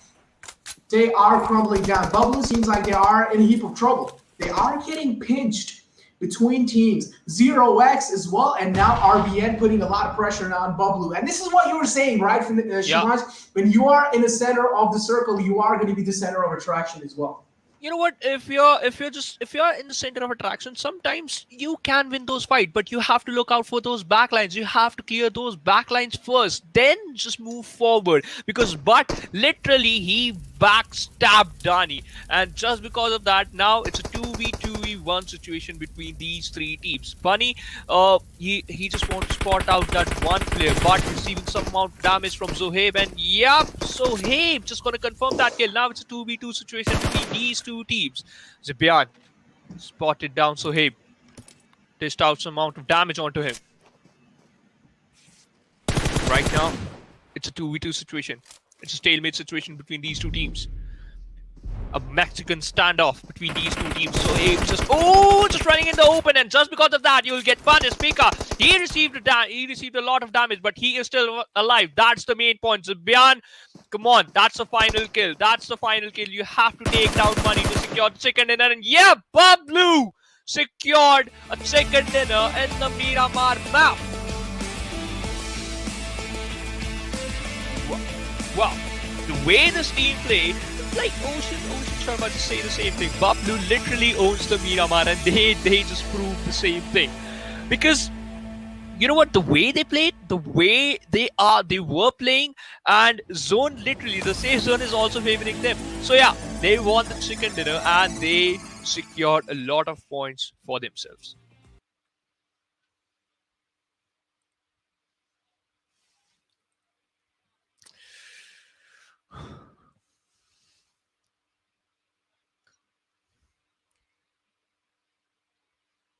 Yeah, they just want to find the success as well. But Necro, one thing that they secured almost 24-25 points after this match. But the teams who are on the 8th position, they are not that happy, because some teams take an early exit, but some teams, they were in the final circle, secured a lot of kills, as well as they got a huge amount of points.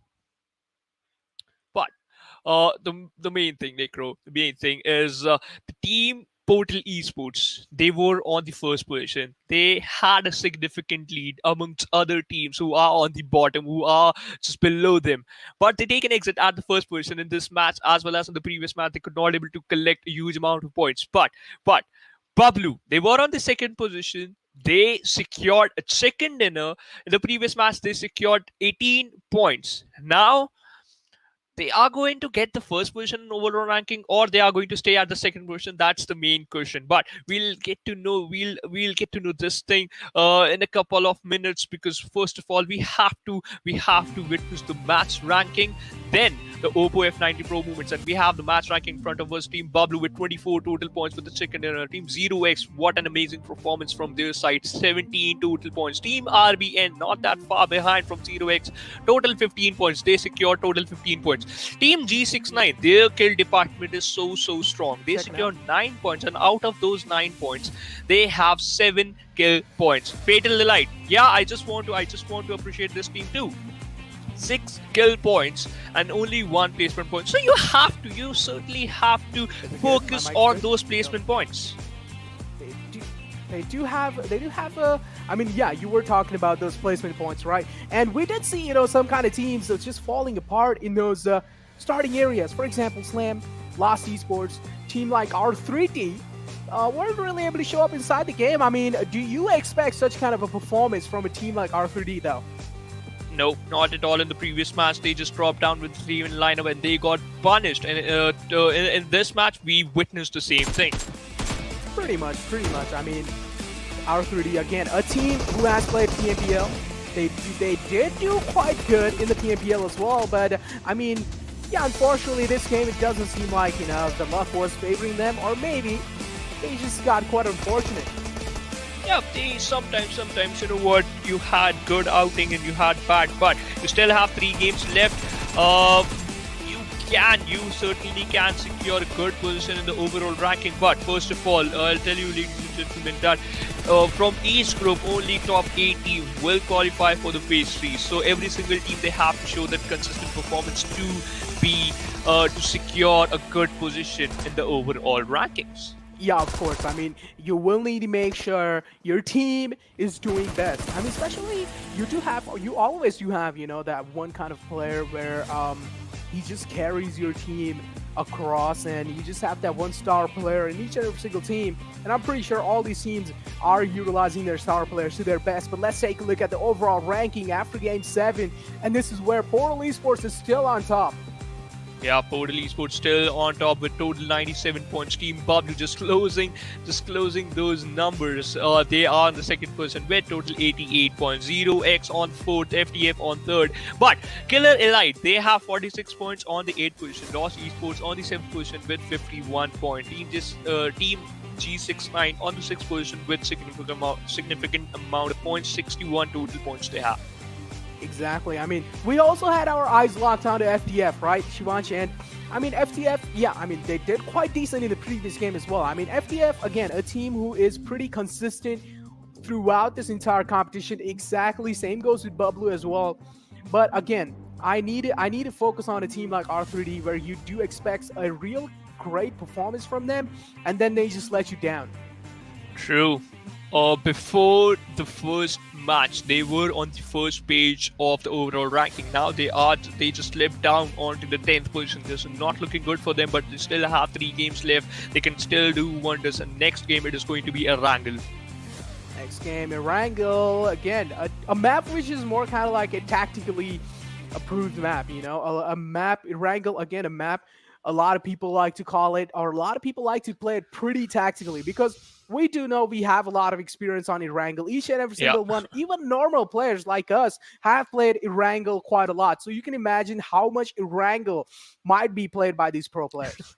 You know what? You start your journey by playing Erangel, so you know every single location of Erangel. So let's see. So, the lane path, sometimes it is same. Sometimes the safe zone, it is same, right? But the outcome, every single time, the outcome is different, because you never know which team can do wonders. You never know that team, if you are inside the circle, if a circle is going to throw a curveball onto you, you could be on the edge, or you could be inside the circle.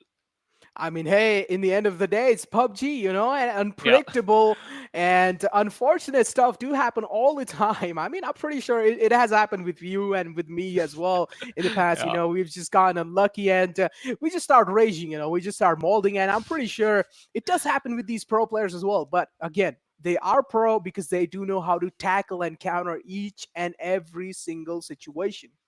True, they know how to play.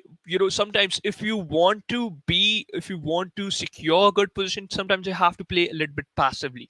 But sometimes you have to go all guns blazing. But after this amazing match, we need a little bit of breather. We go on a short break. Coming right up, it's going to be the Erangel map.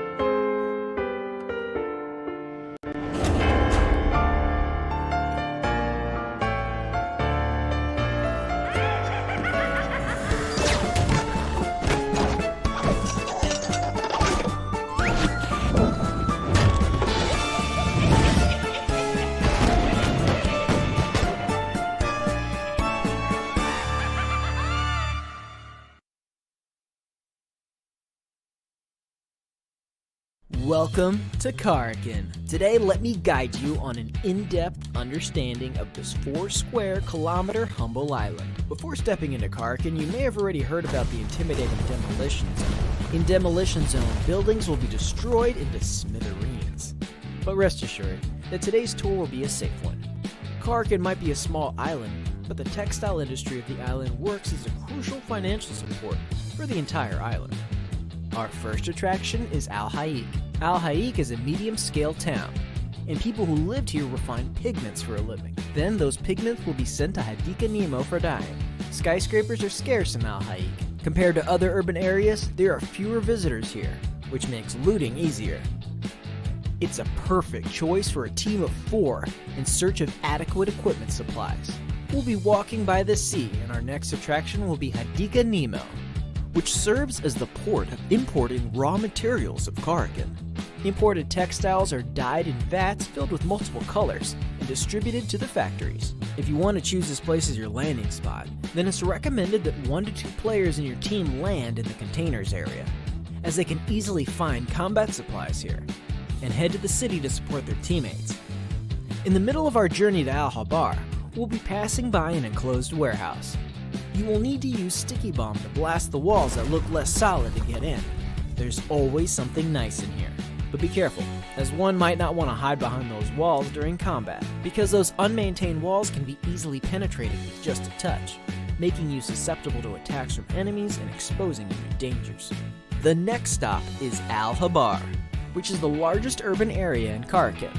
There are many residents, hence the numerous high-rising residences. No doubt this place will be a popular spot in the future. Our next attraction is the port city of Bar Shahir, which stores and exports goods of Karkin. This is the perfect spot to search for weapons, making it my personal favorite. Next up is the city of the West, Bashara. It was a city congested with residents, with tall buildings providing convenience in observing the surrounding movements. Just make sure not to lose your directions here. Are you keeping it real? I'm calling shotgun, wanna see my baby run. Oh, what's the word on the sea? Kicking up the dust, you know what I mean. We got a good thing going. We got a good thing going on.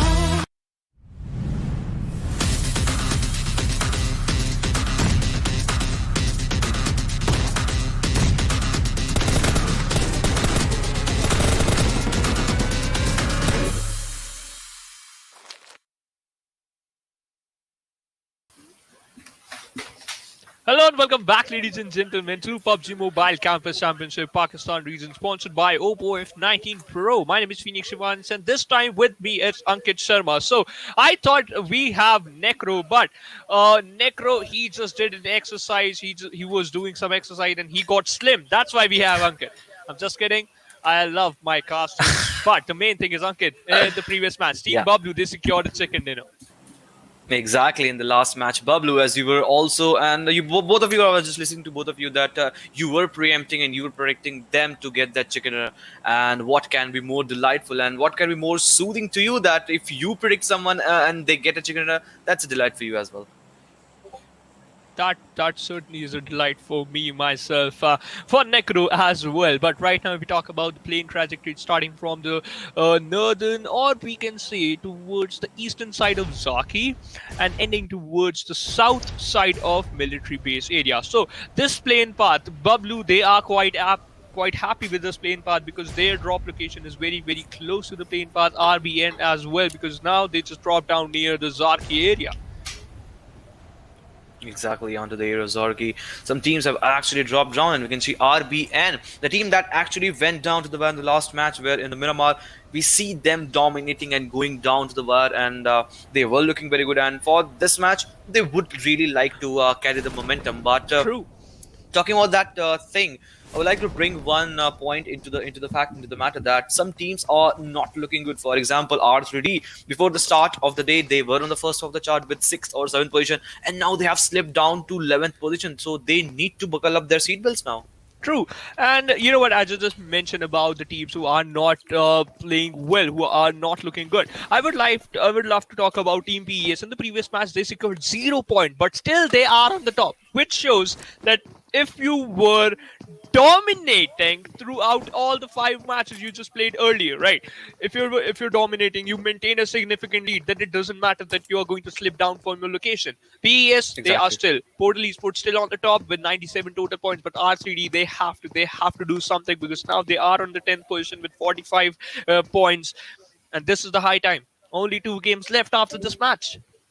Yep, this is the time. This is the time that R3D just need to pull up their socks and need to perform and outshine the way they have been doing so. But for now, again, Rozhok has become an area of contestation because in the last match we saw them going down against the players of KillerElite. Now is the time they are contested in their hometown, in the home area.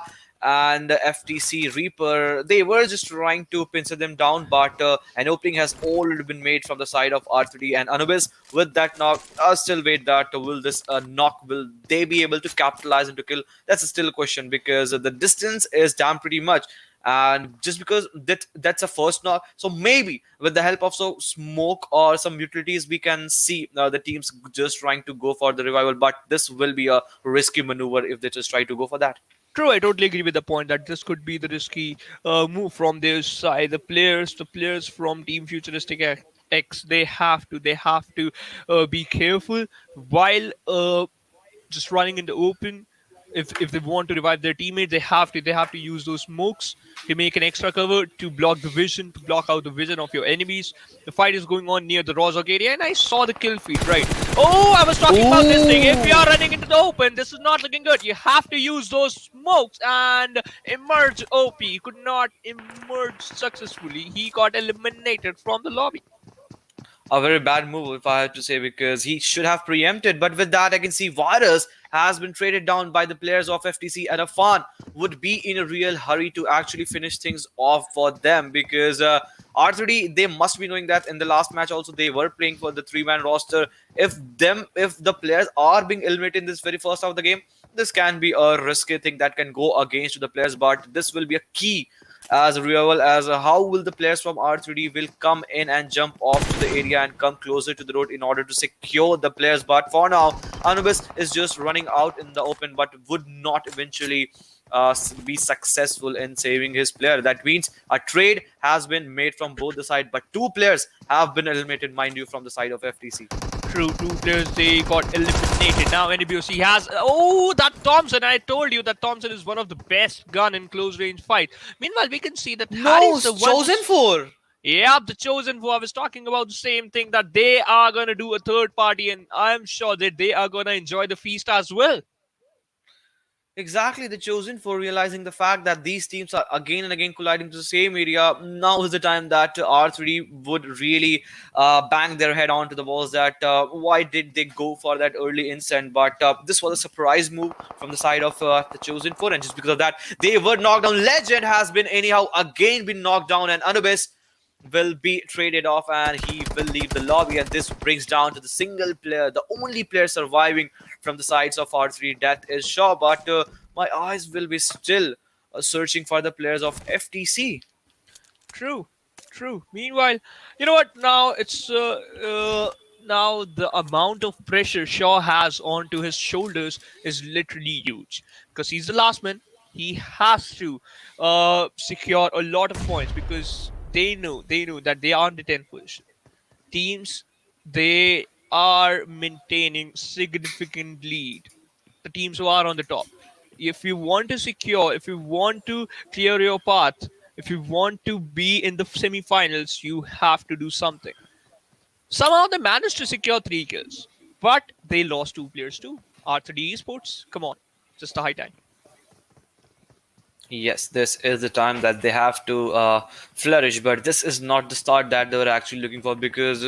so, look at this way, Shivansh. Even if they didn't have secured 3 kills in this very first half of the game, they wouldn't have been still worried about the fact, but... the thing that the chosen four has no idea about is that in this stack only R3D player was the last player was still hiding, but can he pull off this 1v1? Oh yes, he does, because he takes down Legend and the Soulman surviving from his side. Anubis Shaw goes down, and with this, one more early elimination. And after this, their chances would be seriously hurt because just the two games that will be of Sanhok and the last game for the day and as a whole for the team and as for the group will be of the Erangel. But just the three total points is what the players from R3D will be taking from this match. I am not happy while sharing this fact that R3D Esports they take an exit, but on the other hand, Portal Esports they also got eliminated again.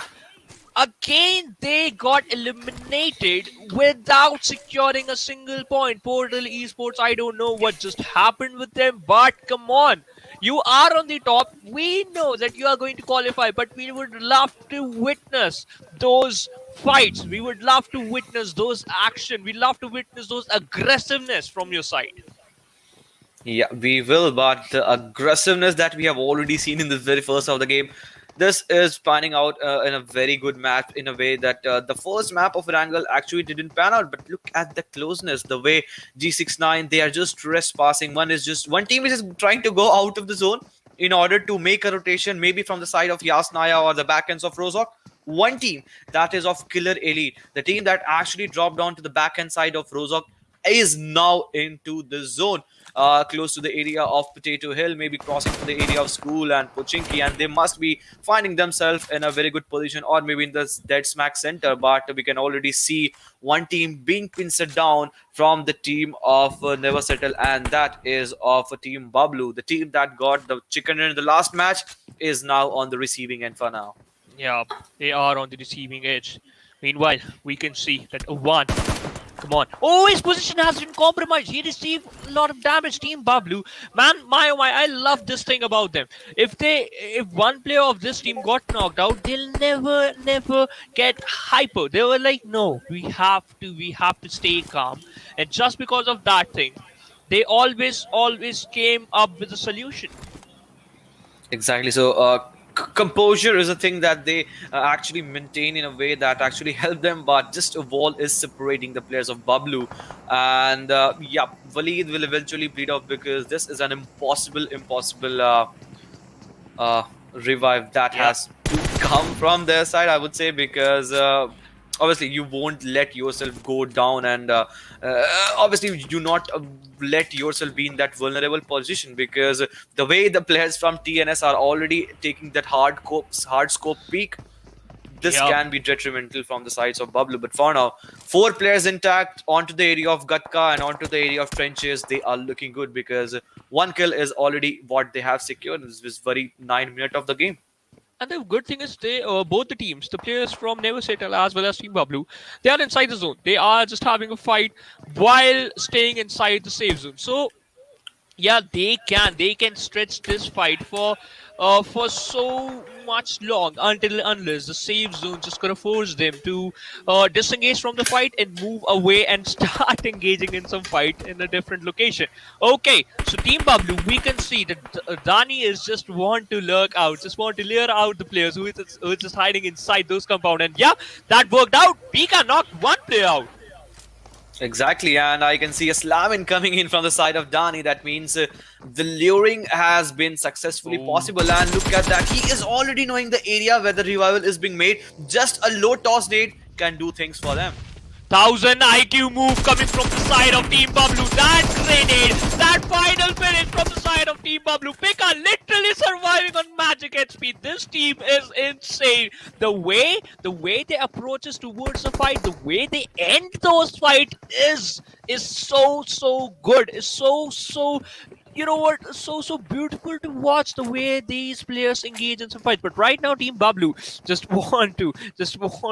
they are just looking out for the final player of Team Never Settle, and he is not settling down. He's just running away for his life.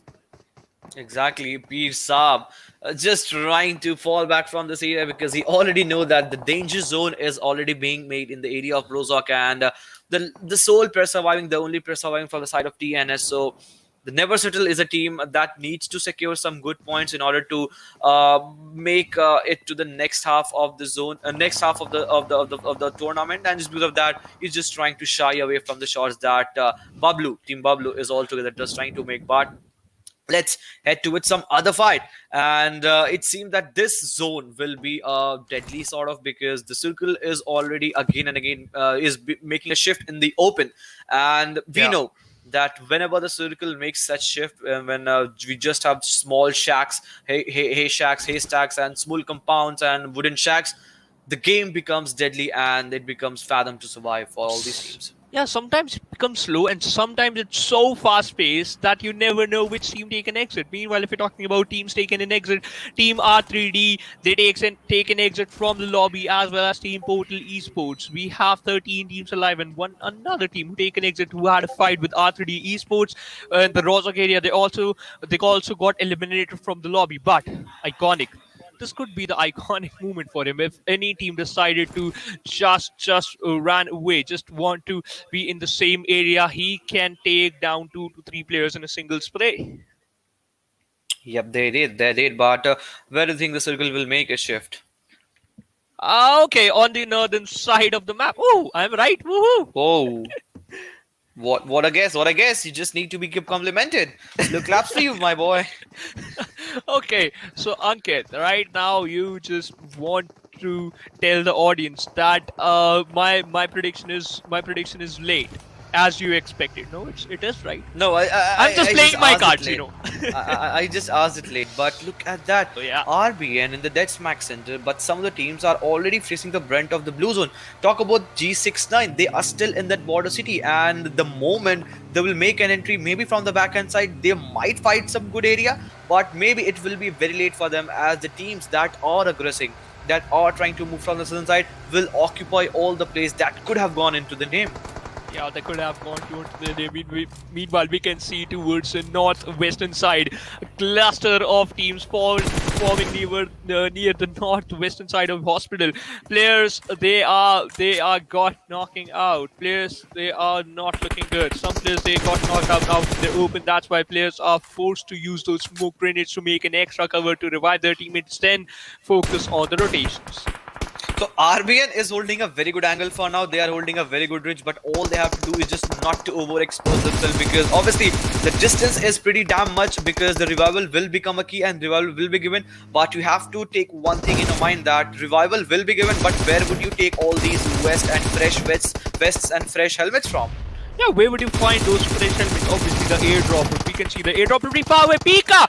Oh, that was a risky move. Somehow managed to knock out one player, but on the receiving end, he also got knocked out, and the kill confirmation is going to be there. Meanwhile, Ash, inside the compound, just want to confirm that kill. Now, it's a detrimental situation for both the teams. And Syed stopped one credit. Oh, wait, that was a cheeky move. Bounced back. Yeah. Again, oh my goodness, he's just not having that good day, because any moment, any entry, he's just trying to let that grenade peep through that hole, is just being denied. The moment he was just trying to peep that nade with that small opening from that window where you get that wood inside that, it was denied. And the moment he just threw that nade, the moment the gate was closed. So Still just trying to make a flank angle, but fatality. Let's talk about this team. The team is on the second half of the chart, being down by 2 members, because obviously 2 members are already eliminated. It's all on the shoulders of Momin and Zika. Yeah, Zika is the one. Now it's a stalemate situation for both the teams. Fatal Delight versus the team who's brought down to only 2 men. Right now they have a solution to back off from the fight, and that is to take a US and just take a cover of the rock. Now we can stay away from the fight with the team of SLAMeSports, but you are not safe from every single angle. From the sidelines, you are exposed. Yup, and Never Settle is the team that have actually seen that smoke out in the open, and that gives them a clear vision, a clear idea that some team might be there. And just because of that, we saw a Fatalities player receiving all those shots, but also SLAMeSports have their eye clearly onto the players of one team. But look at that, a knock has given from the side of Momin, and I just want a push from the side of Fatality, because if they are not going for the push, what is the second approach? What is the plan B? Because Never Settle is already pinceling them down from the left hand side. True. You know what? You have to clear those sidelines. Meanwhile, Ash the only been surviving for the team, and we can see the elimination is going to be there. But the revival! Oh, that is a bit risky move. The players are there, and yeah, Exactly. KillerElite, they are going to eliminate you. Now we just brought down to only 12 teams in the lobby.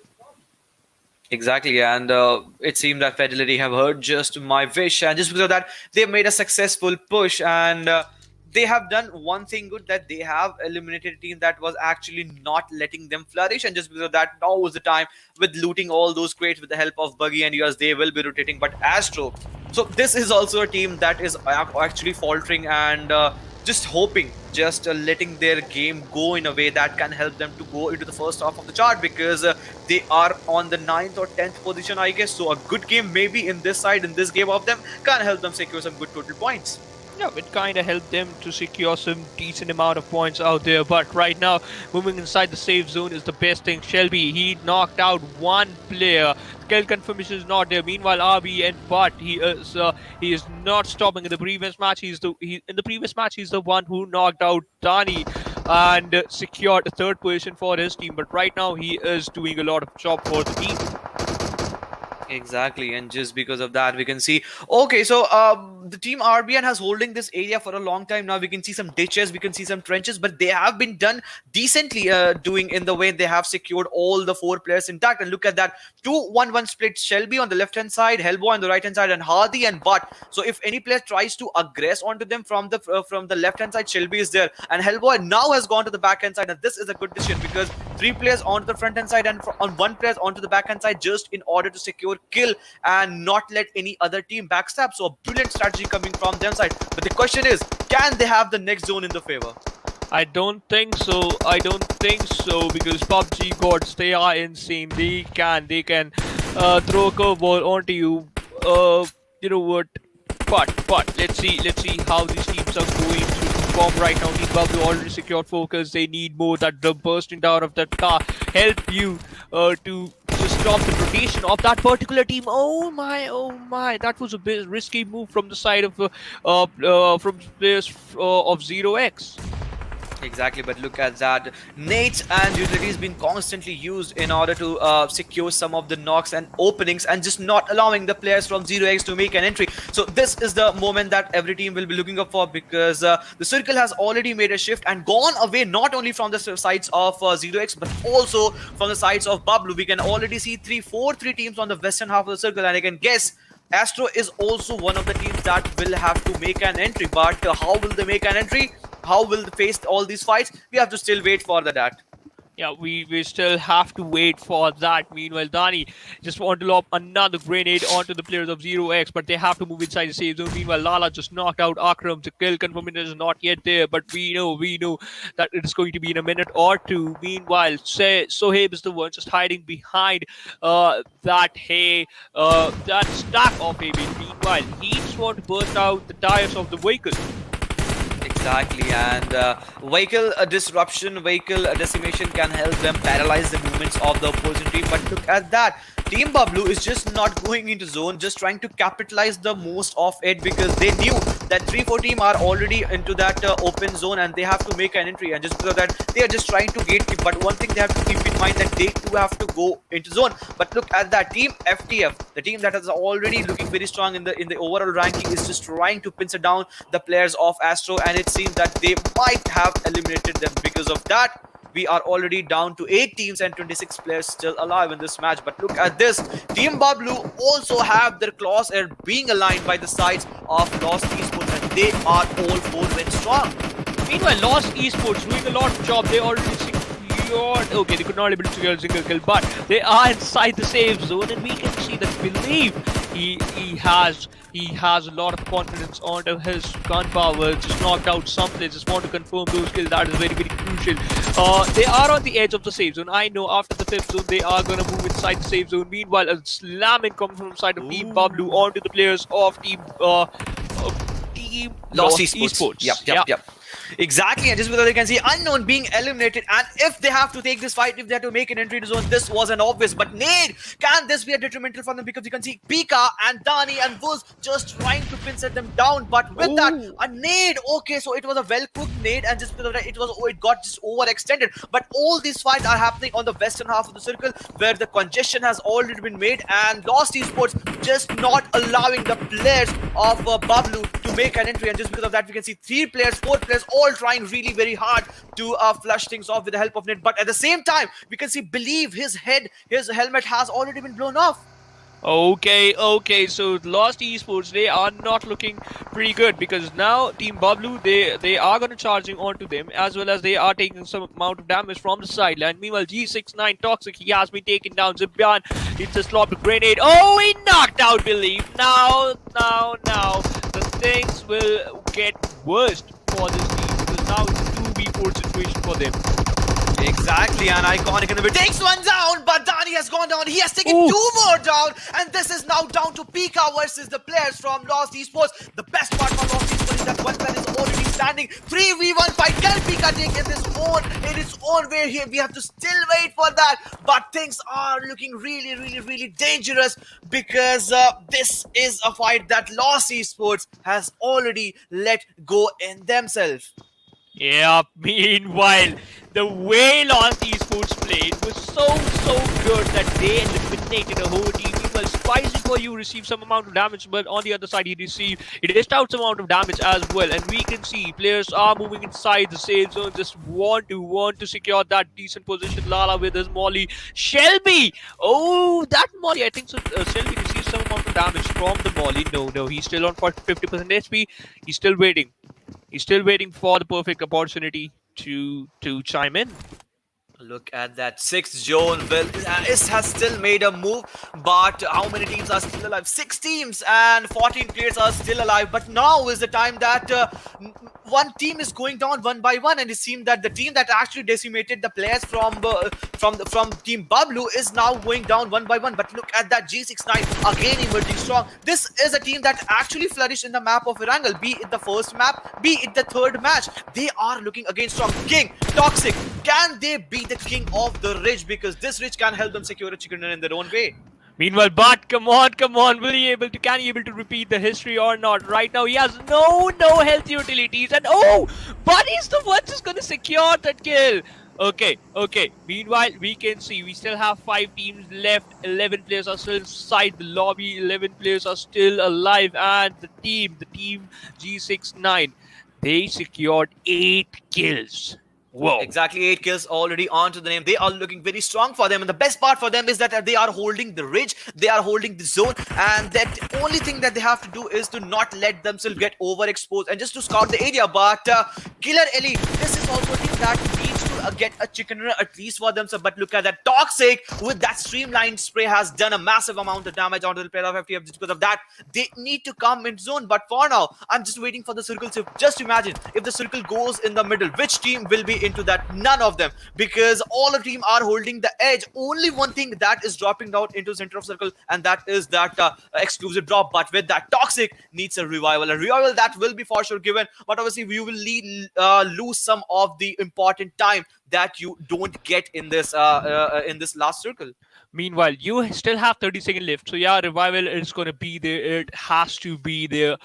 Team J69 as well as the players from KillerElite, they are the only team who is inside the zone. And Akram using that I button so perfectly that he is looking for the backlines, that there's no team.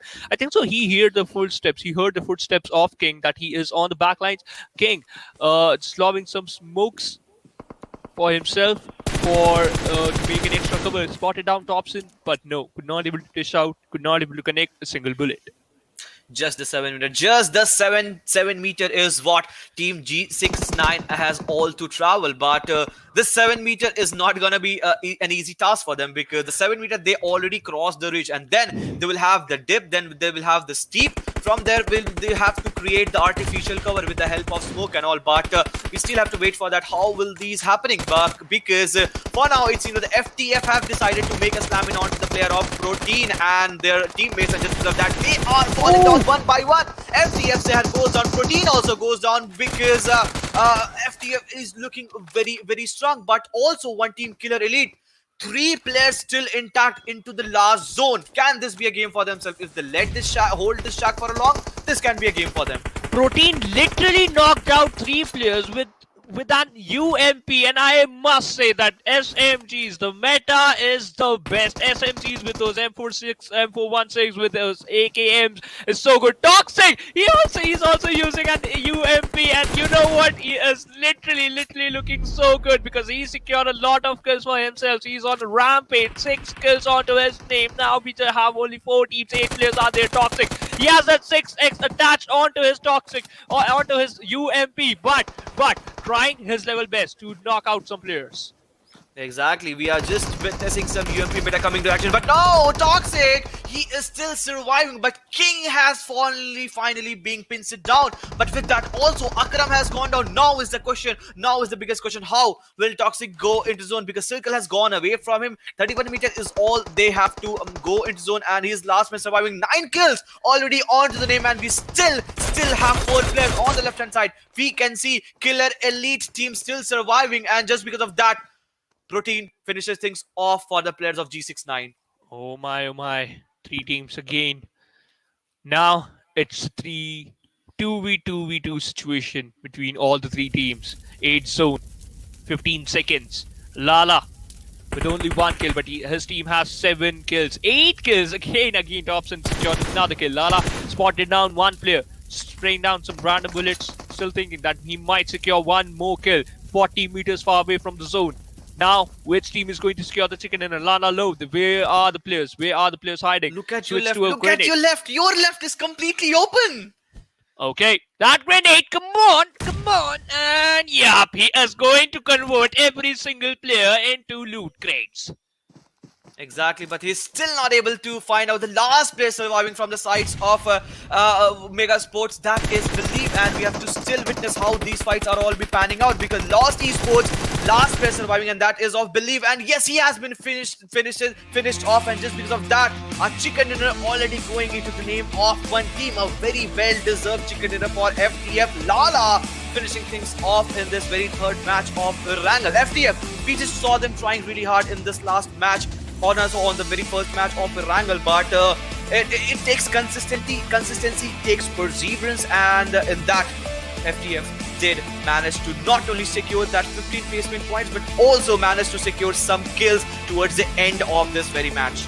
True, FTF is the only team who secured 14 kill points at the first Erangel map. Now, with an amazing chicken dinner on the second Erangel map of the day. So FTF looking very strong. They are looking quite happy with their performance, and they literally done well in this particular map. But how many points other teams secured, especially Team Bablu, because they were the one who got eliminated while taking down one team, and that is Lost Esports. Exactly, Team Bablu were just going all in, all guns blazing, because they have got the idea, they have sensed that they are easily making way through that last phase to the next phase, and they are already topping the chart in that first, second, and third position. They might get toppled in that 1 or 2, 3 position, but one thing is for sure, that they are going for the next one, and just because of that, they are just trying to let other strategies come out of their game. So imagine if they are stuck in a situation like that, where they have to make us straight away slam in onto compound, or maybe onto a teammate, or maybe onto a squad. How will they execute? And I think this is a strategy that can help them, because after this, the tournament is going to be long, and they might be practicing for this.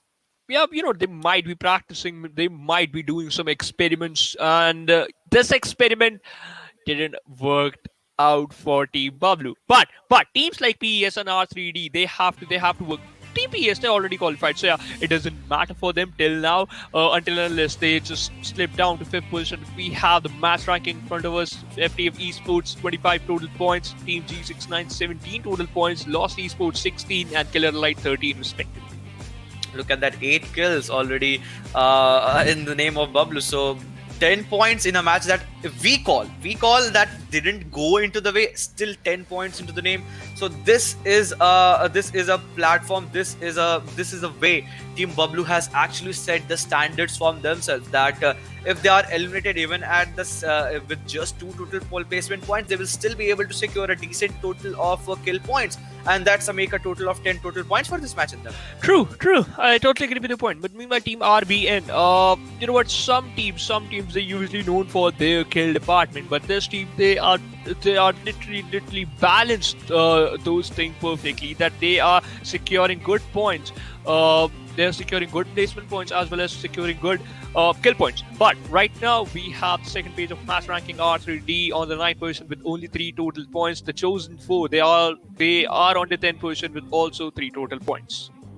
Yep, some teams did falter out. Astro X never settle. So I really wanted teams like Futuristic and Astro to go with a good approach in this match, and still they are not looking good for now. But also some teams did falter down. We'll talk about this, but we'll straight head away to the Oppo F19 Pro moments, and these were the early fights for this match. True, and you know what? You never mess with a person who has a Thompson, because right now we witness this again and again and again and again every single time. When a player has Thompson, the chances of winning a fight, winning a 1v1 situation are quite high, because the fire rate is literally so good, so as the damage. But this was the final situation in which we have the top 5 players. Toxic, he got knocked out, but Toxic, after that knockout, he was like, no, I'm not stopping. I'm going to secure a lot of kills for myself as well as for my team. Exactly, but what was actually Lost Esports last player believe actually was doing here, because up against he was a player that didn't even have a helmet. So had there be one bullet at least connected on his head, things could have changed for them. But 103 is the total point that FTFxESPORTS has collected after finishing off total 8 matches. Portal Esports follow them next. Bablu, look at that total of 98 points, and just because of that we saw some jitters going in their mind and in their stomach, and just because of that they were still able to secure a total of 10 points in this match. Yeah, they're still able to secure total 10 points, and I was talking about this. FTFxESPORTS, now they are on the top. Portal Esports still on the second position, still quite happy. But Team Bablu with the same point on 3rd position. Now, I just want to talk about the teams who are on the 7th and at the 8th position, because teams at the 4th, 5th and 6th position, they are in the 70s line. R3D with 48 points, Astro X not that far behind with 47 points. Exactly. So R3D and Astro, maybe Fatal Deitie, they have complete chances to make an entry in the top half of the chart, because after this game 2 games are still there. In a map of Sanhok, you can go for that at least 8 kill chicken dinner, and even if it goes to that R3D Astro X, I'm damn sure that I can find themselves in the top half of the chart, and then they will contest a very good total ranking if we talk about the 7 to 8, 9, 10, 10th or so. True. If you want to secure a good position in the first page of overall ranking, you have to secure those 11 points, because the team who is on the 8th position, the team Elite, they have 59 points. R3D Esports on the 9th position with 48 points. So the 11 points difference between them and the team who are on the 8th position. Now things might get troubleful. Things might get messy for those teams who are on the 11th to 15th position, but let's see how they are going to play. But after this amazing game, we head on to a short break. Coming right up, it's going to be the Sanhok map. Are you keeping it real? I'm calling shotgun, wanna see my baby run. Oh, what's the word on the sea? Kicking up the dust, you know what I mean. We got a good thing going. We got a good thing going on.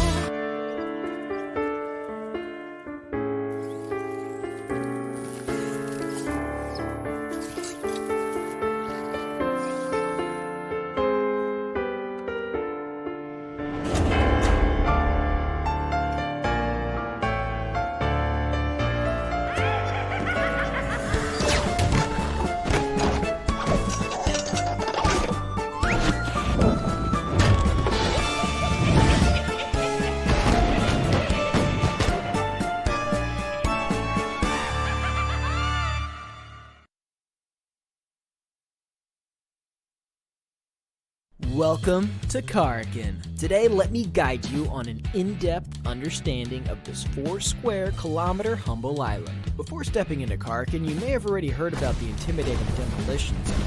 In Demolition Zone, buildings will be destroyed into smithereens. But rest assured that today's tour will be a safe one. Karkin might be a small island, but the textile industry of the island works as a crucial financial support for the entire island. Our first attraction is Al Haik. Al Haik is a medium-scale town, and people who lived here refined pigments for a living. Then those pigments will be sent to Hadika Nemo for dyeing. Skyscrapers are scarce in Al Haik. Compared to other urban areas, there are fewer visitors here, which makes looting easier. It's a perfect choice for a team of 4 in search of adequate equipment supplies. We'll be walking by the sea, and our next attraction will be Hadika Nemo, which serves as the port of importing raw materials of Karkin.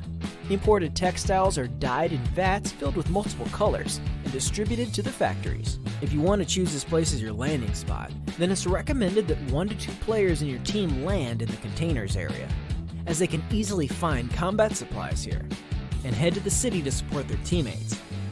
In the middle of our journey to Al Habar, we'll be passing by an enclosed warehouse. You will need to use sticky bomb to blast the walls that look less solid to get in. There's always something nice in here. But be careful, as one might not want to hide behind those walls during combat, because those unmaintained walls can be easily penetrated with just a touch, making you susceptible to attacks from enemies and exposing you to dangers.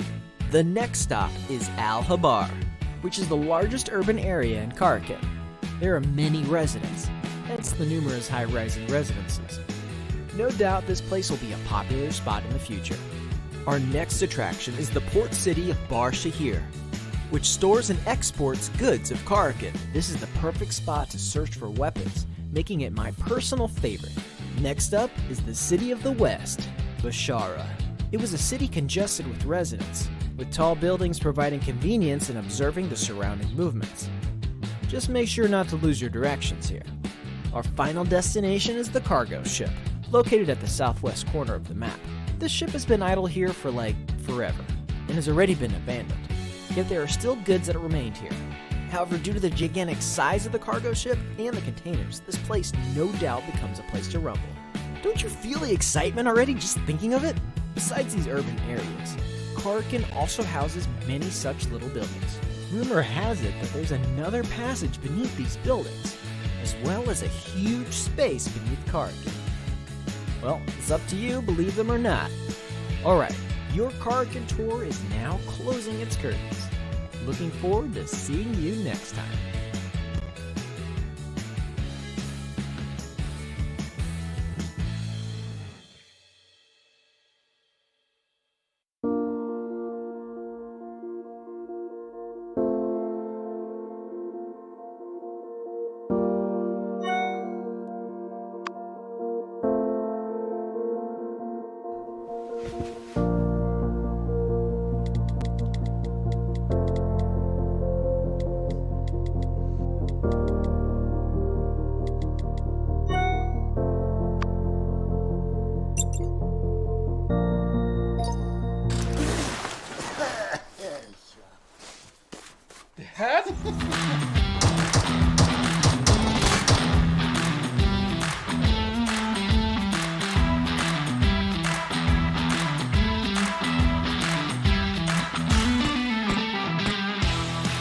Yeah, we got it, we did it!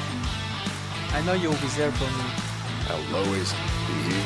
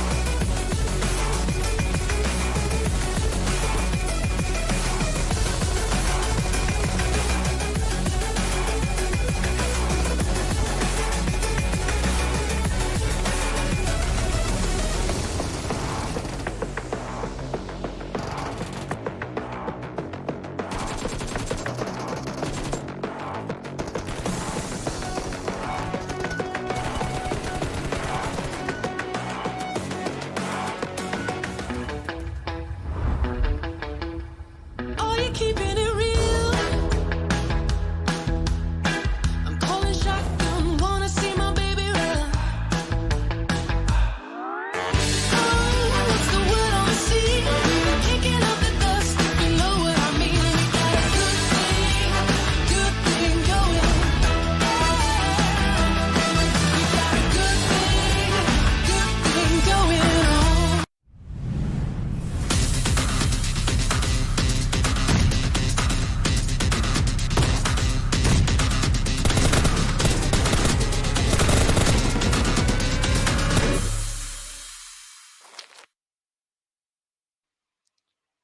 Hello and welcome back, ladies and gentlemen, to PUBG Mobile Campus Championship Pakistan region, sponsored by Oppo F19 Pro. My name is Phoenix Shivansh, and again, with me, alongside me, it's Necro. So how are you, my friend? Well, I mean, I'm pretty much good. You know, I'm doing decent. But now let's just hop right into the game. I mean, in the previous match, you know, in the past, in the time, I had some microphone issues going on, but hopefully it's now fixed, and I'm pretty sure you guys are hearing my crystal clear voice right now.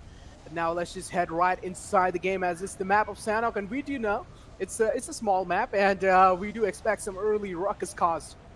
Yeah, meanwhile, Team Bablu going to their favorite drop location near the Painan area. You know what? The Sanhok map is quite small. We all know this thing. So every single area is glidable. But if we talk about the safe zone, team like Team C4, RBN, as well as STR7C. These teams, STR, my bad. These teams, they are pretty far away from the safe zone. They are pretty far away from the safe zone. I mean, especially team like if we take a look at the top left of the map, the top left side, there are a decent amount of team inside those areas, and even Hot End, it has 2 teams inside it, and we do know sometimes things might get pretty suffocating if there's more than one team, and this is what we're seeing. This is what we're witnessing: a early engagement happening. Yeah, and we love those early skirmishes. These are the 2 teams. The team Lost Esports, as well as the players from FTFxESPORTS. FTF, they secured the chicken dinner in the previous match, but in the previous matches. But right now, this is the Sanhok map. We know that this map, the map is small, and it forces every single team to engage in some early skirmishes. And one player, Lala, he got stuck inside the compound. He got pinned down by the 2 players. Believe right now he is going to lead the charge, still holding the perfect angle. Still holding the perfect angle. Till now, things are pretty calmed down. It just seems like more kind of like a stare-down competition going on between Lost Esports and FTF. They want to find themselves the opening that they're looking for, and yes, they did. FTF, quite unfortunate stuff. The opening that Lost was looking for is already down, and this time it seems like they're not going to be lost anymore. FTF looking pretty in a world of trouble. They are pretty much in a lot of pickle over here. And it seems like Iconic is not going to let him go away that easily. He's looking for that blood. He's pretty bloodthirsty. And yes, what an incredible push coming in from the side of Lost.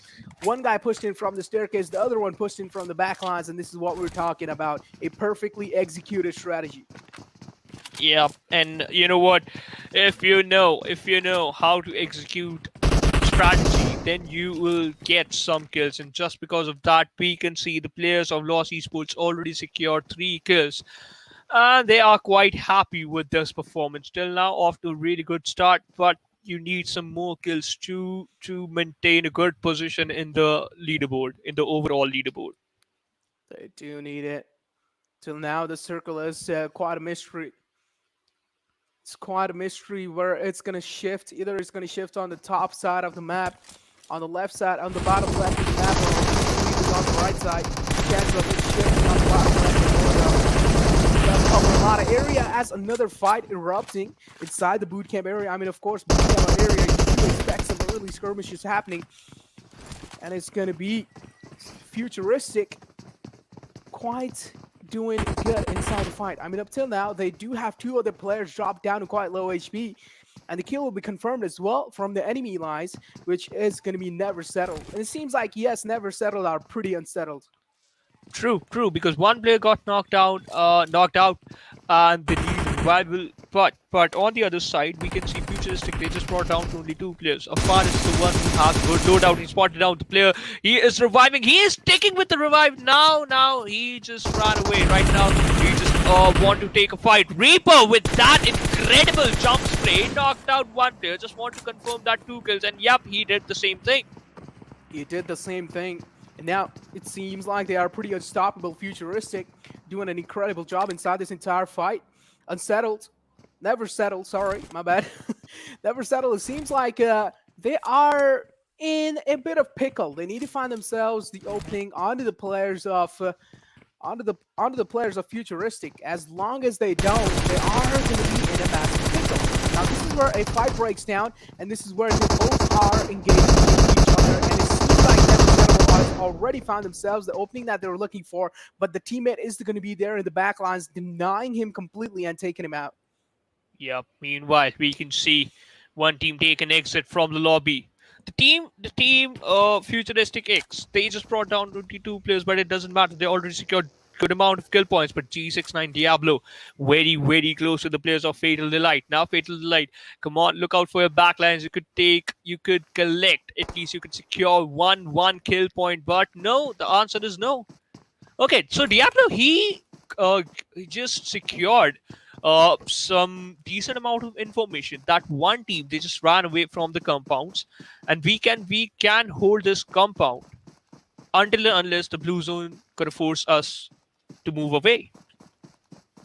That is gonna happen. The blue zone, you need to respect it all the time. If you're not gonna be doing that, it's definitely is gonna be punishing you.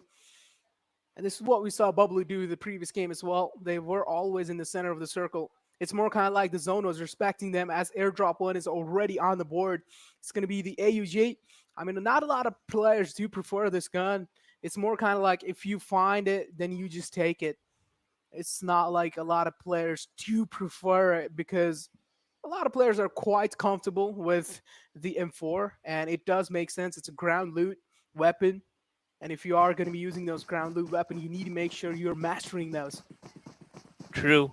We can see that right on the previous match, we saw that one player, he used that UMP so perfectly that he knocked out 3 players in a single spray. So we know that if we are using those guns, those SMGs, or we can say those AKM, or like those M416, at its best, then you are one of the best player. Right, it doesn't matter if you got stuck in a situation in which you have to do a 1v3. You can win that fight if you know how to dish out damage perfectly, how to connect every single bullet onto your opponent's head. I mean, this is where it comes down to the right weapon for the right range. And again, as you did mention, precision comes down to it as well. If you're going to be as precise as possible, and it's definitely going to be helping your team out a lot. R3D, quite a questionable position on Hilltop. I really feel like at this point in time, they should move down from the hill and then maybe try to at least secure a center of the circle part for themselves. And it seems like MD have already done that. Yeah, true. The players from GR, they are so far away from the zone, literally so far away from the zone, and they have to do those rotations. If we're talking about rotations, one team just doing the rotation from the water lines. If the blue zone just going to shift towards the Camp Alpha Island, then we are going to witness multiple of fights near the Camp Alpha bridge. That will be definitely happening. Camp Alpha Bridge will be under contestation. But again, it can be camped out as well. I'm pretty sure there's some teams in those nearby bridge areas as well, making sure no one's going to be taking those. And even if the circle shifts away from them, they have the first priority inside the circle without any issues. Bridgeways are pretty much exposed quite a lot of times. It doesn't really have a lot of cover, so you need to make sure the decision that you're making, it's going to be a high risk, high reward decision. Yeah. Sometimes it is. Sometimes, it's a bit risky. Meanwhile, we can say that Moeen, the players from FatalElite, holding these compounds. It's a 2+2 split. I just want to ask one thing, Necro. Uh, s- this type of strategy that the players go for the 2+2 split, that two players are going to stay together and the other two players, they are pretty far away from the two players and basically pretty far away from the pack and looking, just spotting some players from another angle. Is this good or not? Yeah, of course. I mean, it really, comes down to those kind of strategies where if you already have a casualty on your name, imagine if you are doing a 2-2 split, and if one of the two splits, one player gets knocked out, then it's just down to that one player to hold onto him, and then because the rest of the team cannot really help him, they are kind of far away.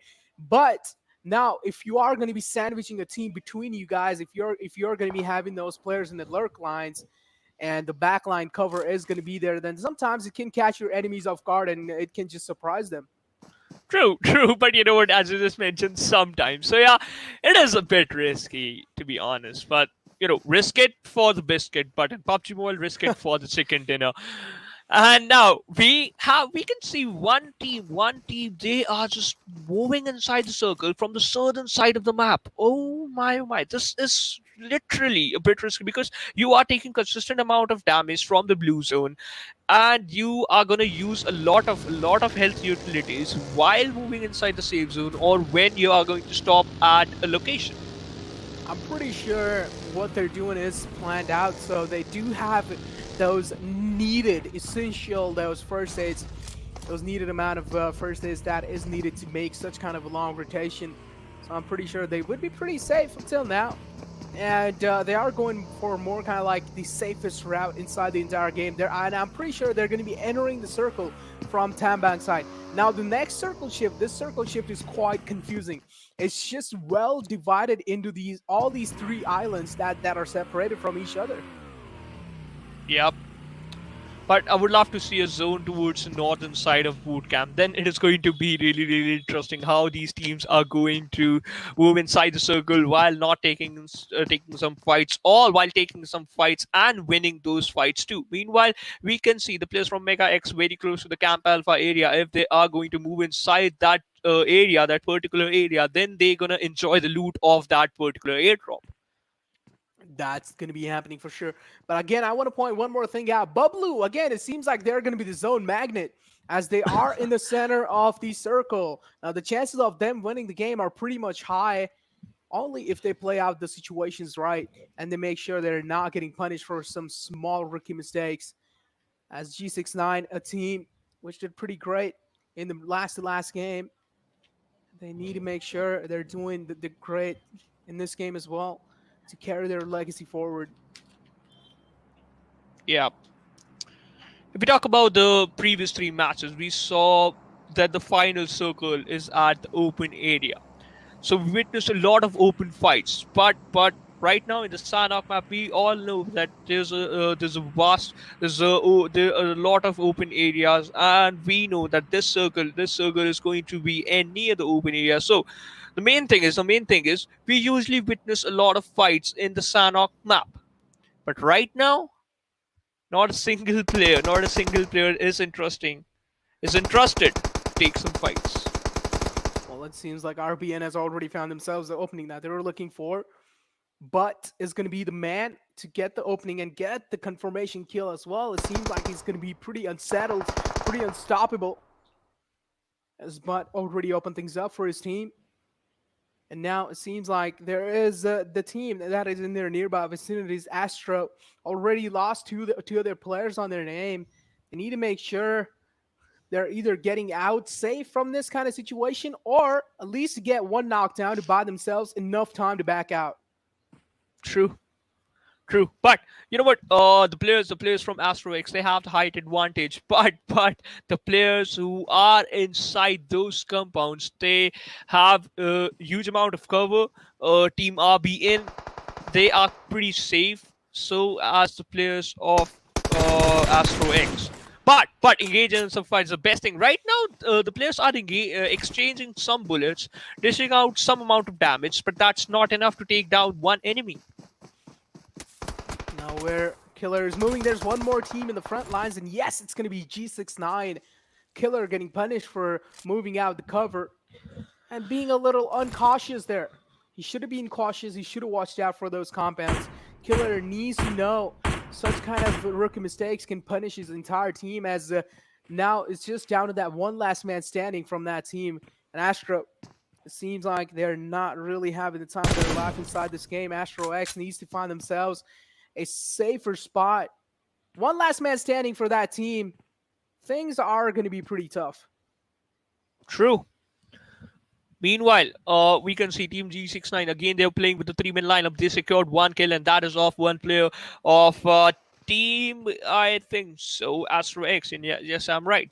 They just lost 1 player. But Protein, that is not a good. That's not a good location, because in front of you there's one team R3D hiding inside those compounds. Protein. This is the player in the previous match who basically knocked out 3 players with his UMP. Now, can he able to do that? The biggest question right now. Nades being lobbed in from the side of R3D, already sensing the presence of Protein there. And it seems like Protein made a pretty wise decision to back off to his teammates. Does not want to be overconfident in these kind of situations. You do not really want to have your confidence boosted up to Cloud 9, especially if it's a 1-on-3 situation against a team like R3D, who has a PMPL experience on their back. But right now, R3D, they are a bit struggling. You know what? If you're just on the second page of the overall ranking, you have to perform well if you want to qualify. We all know that. We all know that you have the experience. But you have to utilize that experience to perform well.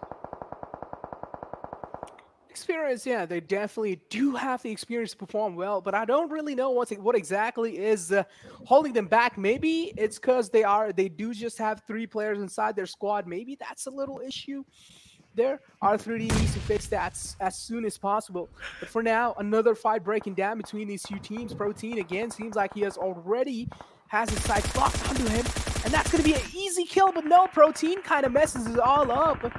And now this is where Zero X are pretty much well aware of Protein's position, but they're also getting shot from their left line, so they need to watch out. Already found himself a better cover behind that rock. Protein did have himself quite an easy kill, but kind of messed that up.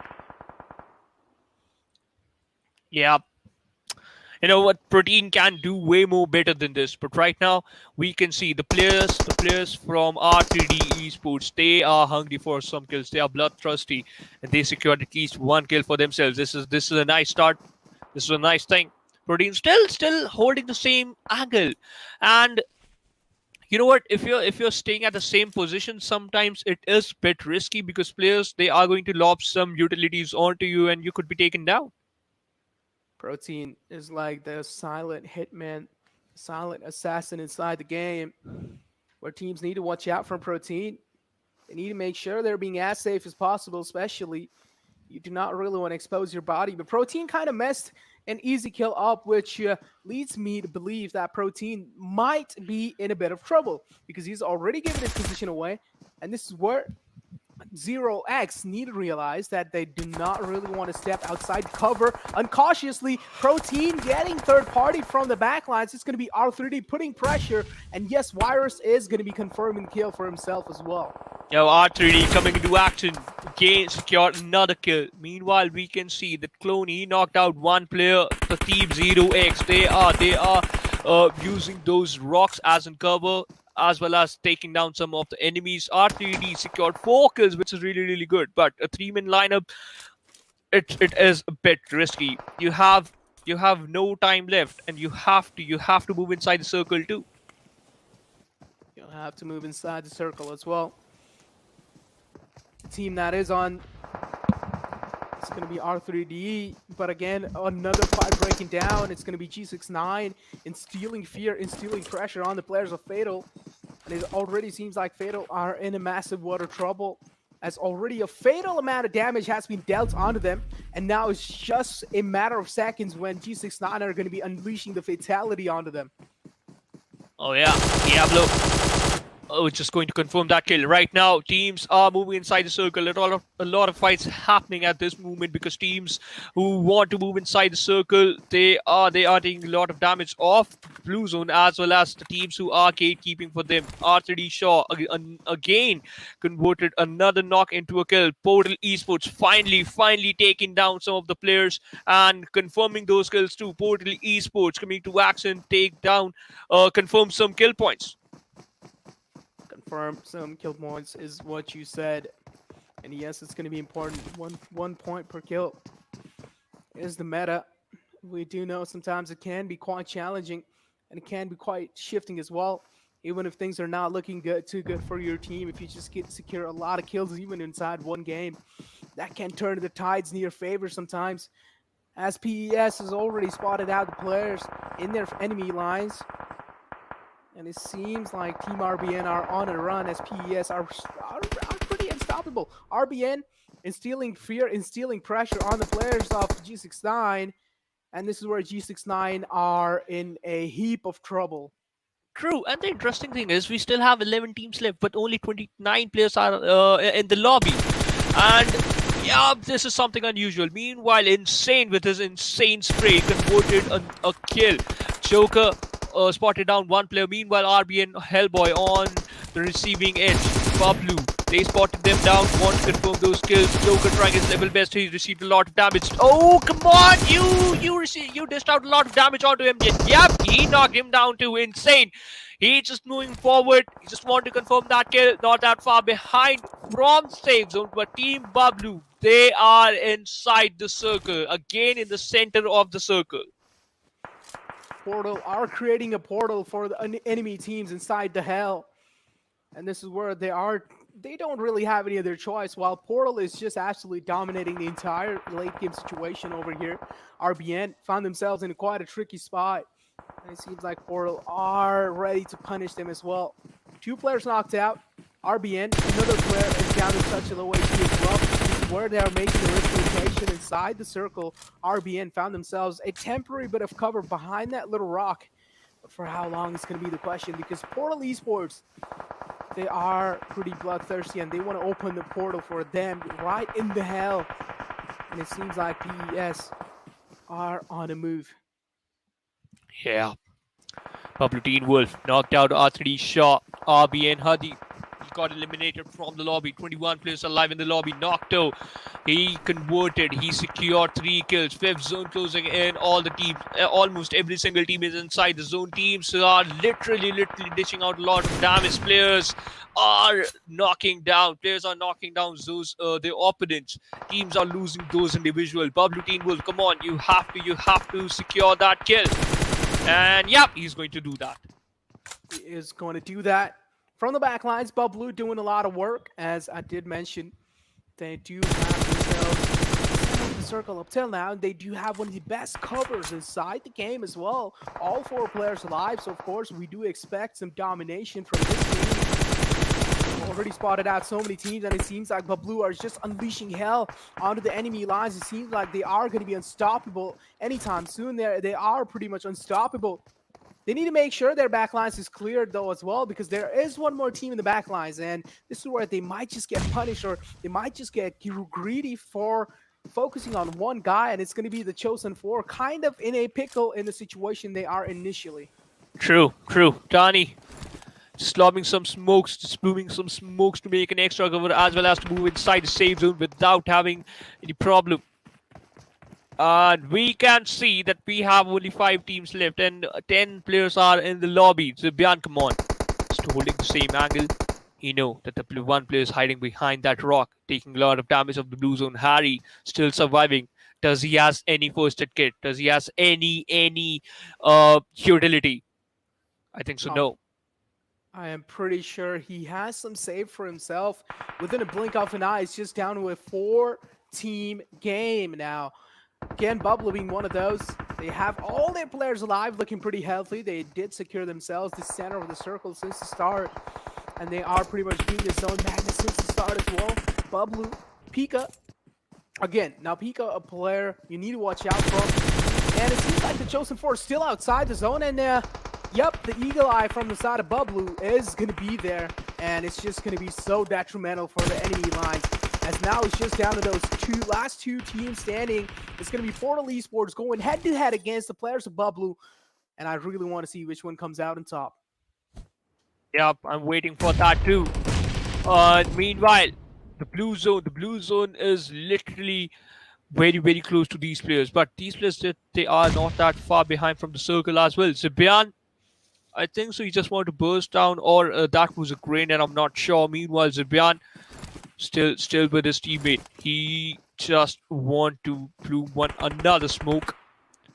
And we can see the players of Portal Esports. They are already inside the safe zone. So this is a bit risky for both the teams.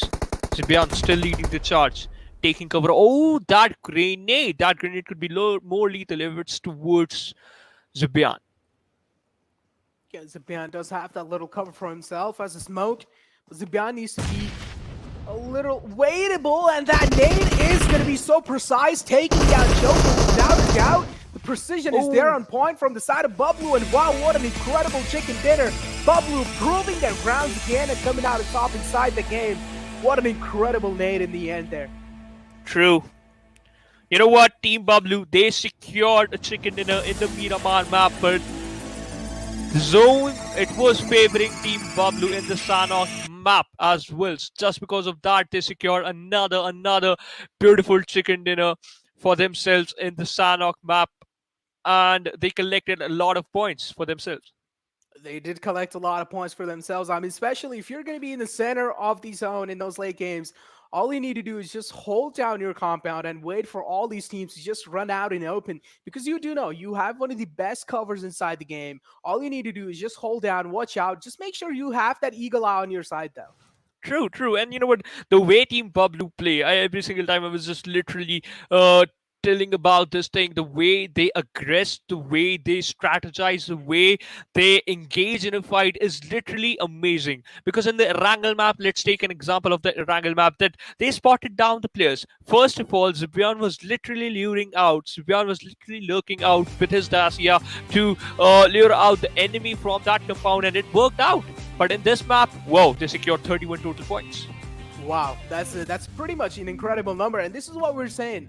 16 kills lead them to 31 points, and again, the placement points as a chicken dinner, they have gone 15 placement points, and each and every single kill matters, and this is what Team Bablu has displayed for us. But Portal Esports again proving their grounds and doing quite incredible inside the fight, inside this entire game, and R3D this time securing themselves the 7th position. I don't really know if that's going to be helping them out a lot. Yep, I agree with the point, but you know what? Now they have only one game left, but I'm still waiting for the overall ranking. Then we'll get to know that how many points they are far behind from the 8th position. VIRUSop on the 7th position with total 7 points. SLAMeSports on the 8th position with total 4 points. SLAMeSports, unfortunate. That's quite a yikes.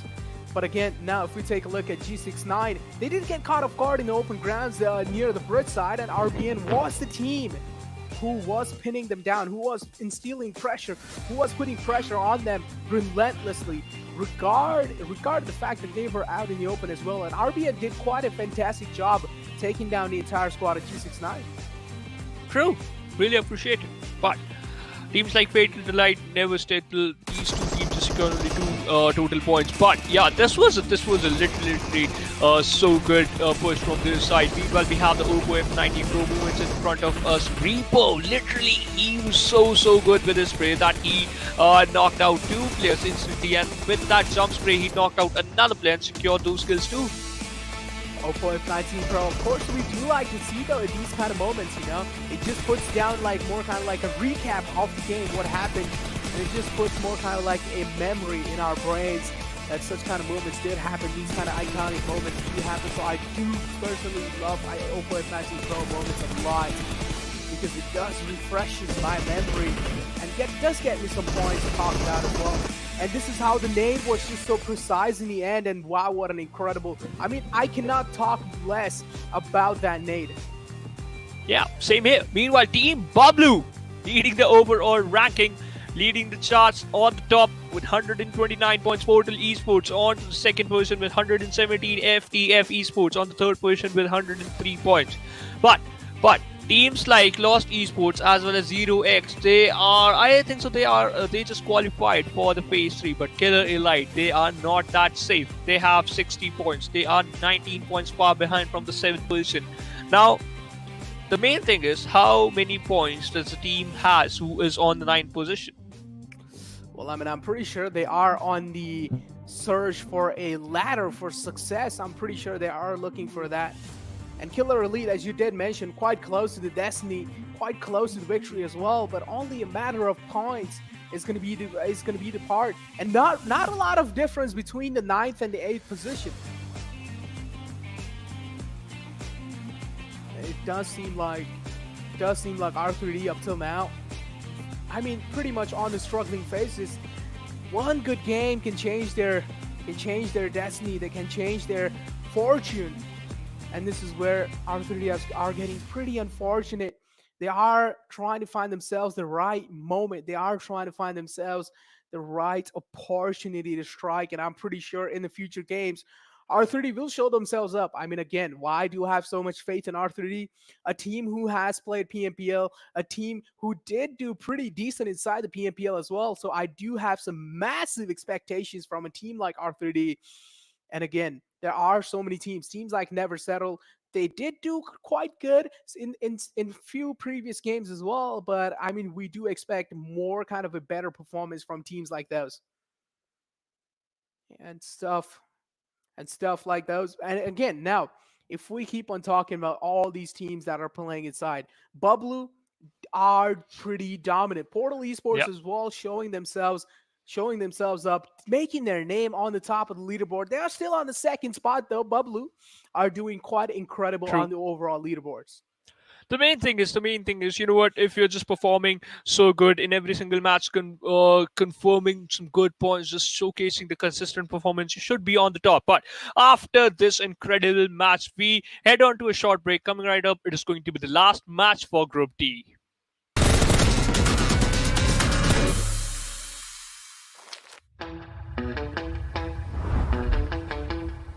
Are you keeping it real? I'm calling shotgun, wanna see my baby run. Oh, what's the word on the sea? Kicking up the dust, if you know what I mean. We got a good thing going. We got a good thing going on.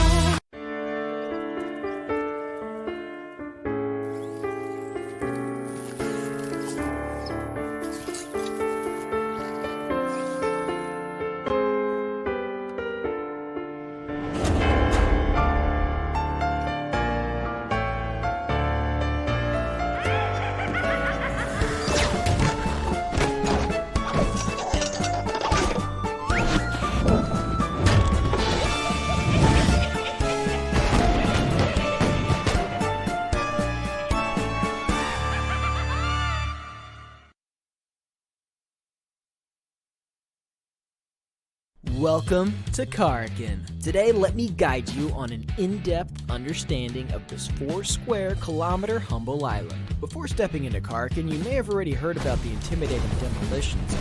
In Demolition Zone, buildings will be destroyed into smithereens. But rest assured that today's tour will be a safe one. Karkin might be a small island, but the textile industry of the island works as a crucial financial support for the entire island. Our first attraction is Al Haik. Al Haik is a medium-scale town, and people who lived here refine pigments for a living. Then those pigments will be sent to Hadika Nemo for dyeing. Skyscrapers are scarce in Al Haik. Compared to other urban areas, there are fewer visitors here, which makes looting easier. It's a perfect choice for a team of 4 in search of adequate equipment supplies. We'll be walking by the sea, and our next attraction will be Hadika Nemo, which serves as the port of importing raw materials of Karkin. Imported textiles are dyed in vats filled with multiple colors and distributed to the factories. If you want to choose this place as your landing spot, then it's recommended that 1 to 2 players in your team land in the containers area, as they can easily find combat supplies here. and head to the city to support their teammates. In the middle of our journey to Al Habar, we'll be passing by an enclosed warehouse. You will need to use sticky bomb to blast the walls that look less solid to get in. There's always something nice in here. But be careful, as one might not want to hide behind those walls during combat, because those unmaintained walls can be easily penetrated with just a touch, making you susceptible to attacks from enemies and exposing you to dangers. The next stop is Al Habar, which is the largest urban area in Kharkiv. There are many residents, hence the numerous high-rising residences. No doubt this place will be a popular spot in the future. Our next attraction is the port city of Bar Shahir, which stores and exports goods of Kharkiv. This is the perfect spot to search for weapons, making it my personal favorite. Next up is the city of the West, Bashara. It was a city congested with residents, with tall buildings providing convenience and observing the surrounding movements. Just make sure not to lose your directions here. Our final destination is the cargo ship, located at the southwest corner of the map. This ship has been idle here for forever, and has already been abandoned. Yet there are still goods that remained here. However, due to the gigantic size of the cargo ship and the containers, this place no doubt becomes a place to rumble. Don't you feel the excitement already just thinking of it? Besides these urban areas, Kharkiv also houses many such little buildings. Rumor has it that there's another passage beneath these buildings, as well as a huge space beneath Kharkiv.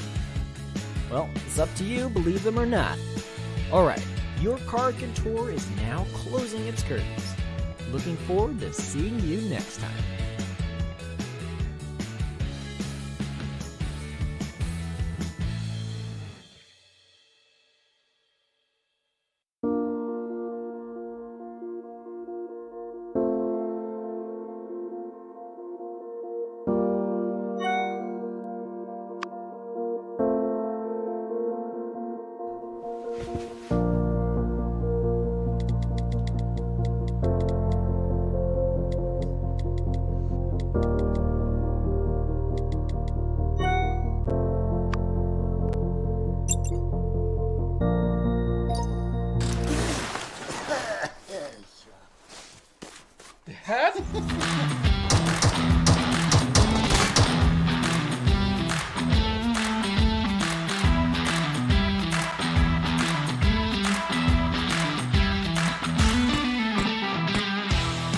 Yeah, we got it, we did it! I know you'll be there for me. I'll always be you.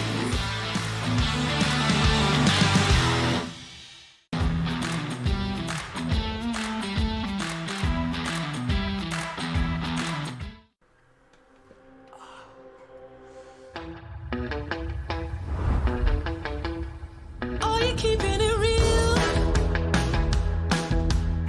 I'm calling shotgun, wanna see my baby run. Oh, what's the word on the sea?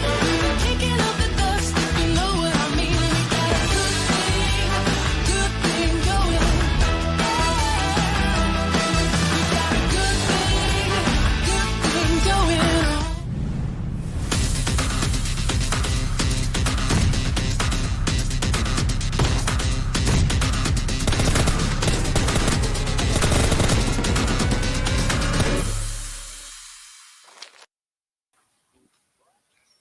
Hello, ladies and gentlemen, and once again, welcome back to PUBG Mobile Campus Championship Pakistan region. And this whole event is sponsored by Oppo F19 Pro VUCA F1. My name is Ankit, and joining alongside me for this very last action for this day will be one and only my friend Necro.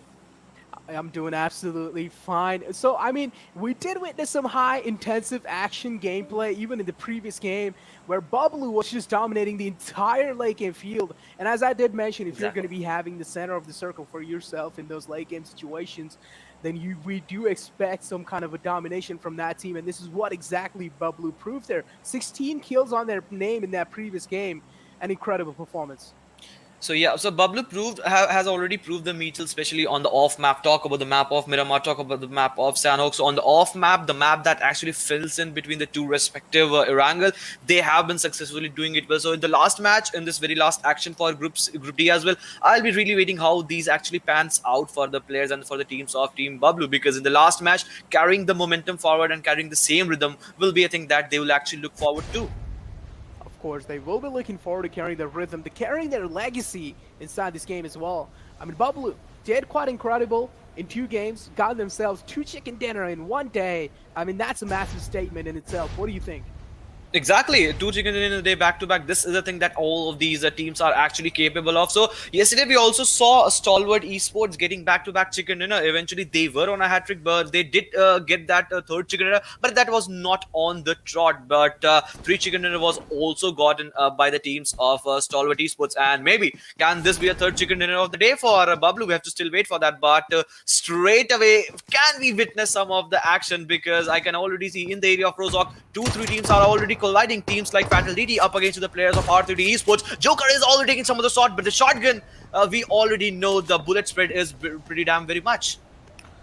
Bullet spread is going to be definitely a lot of, especially in those long ranges. You do need to watch out in those long range process as well. Already the opening that they were looking for has been found on the hilltop. This is where R3D needs to be cautious because they have already lost sight of one of the players. And this is where the enemy team is looking quite strong. The rest from the enemy side will be there without any troubles, so they don't really have to worry a lot about such kind of situation or such kind of moments. Exactly, but look at that. Close to 3 teams already in that vicinity, and this is going to be hell of a fight because Rozok is still on the edge of the circle, and once the circle will try to make a shift, these all players, these all teams will try to make a shift out of it, and then we can see some more fights going on to the way. For now, it seems that the player from R3D are on the backlash, are facing the brunt of maybe being eliminated, but also Virus has been pulled down because one team is looking very strong at the moment. Already Anubis and Joker just trying to create the flank angle, but already I can see Futuristic X getting some more knocks into their number.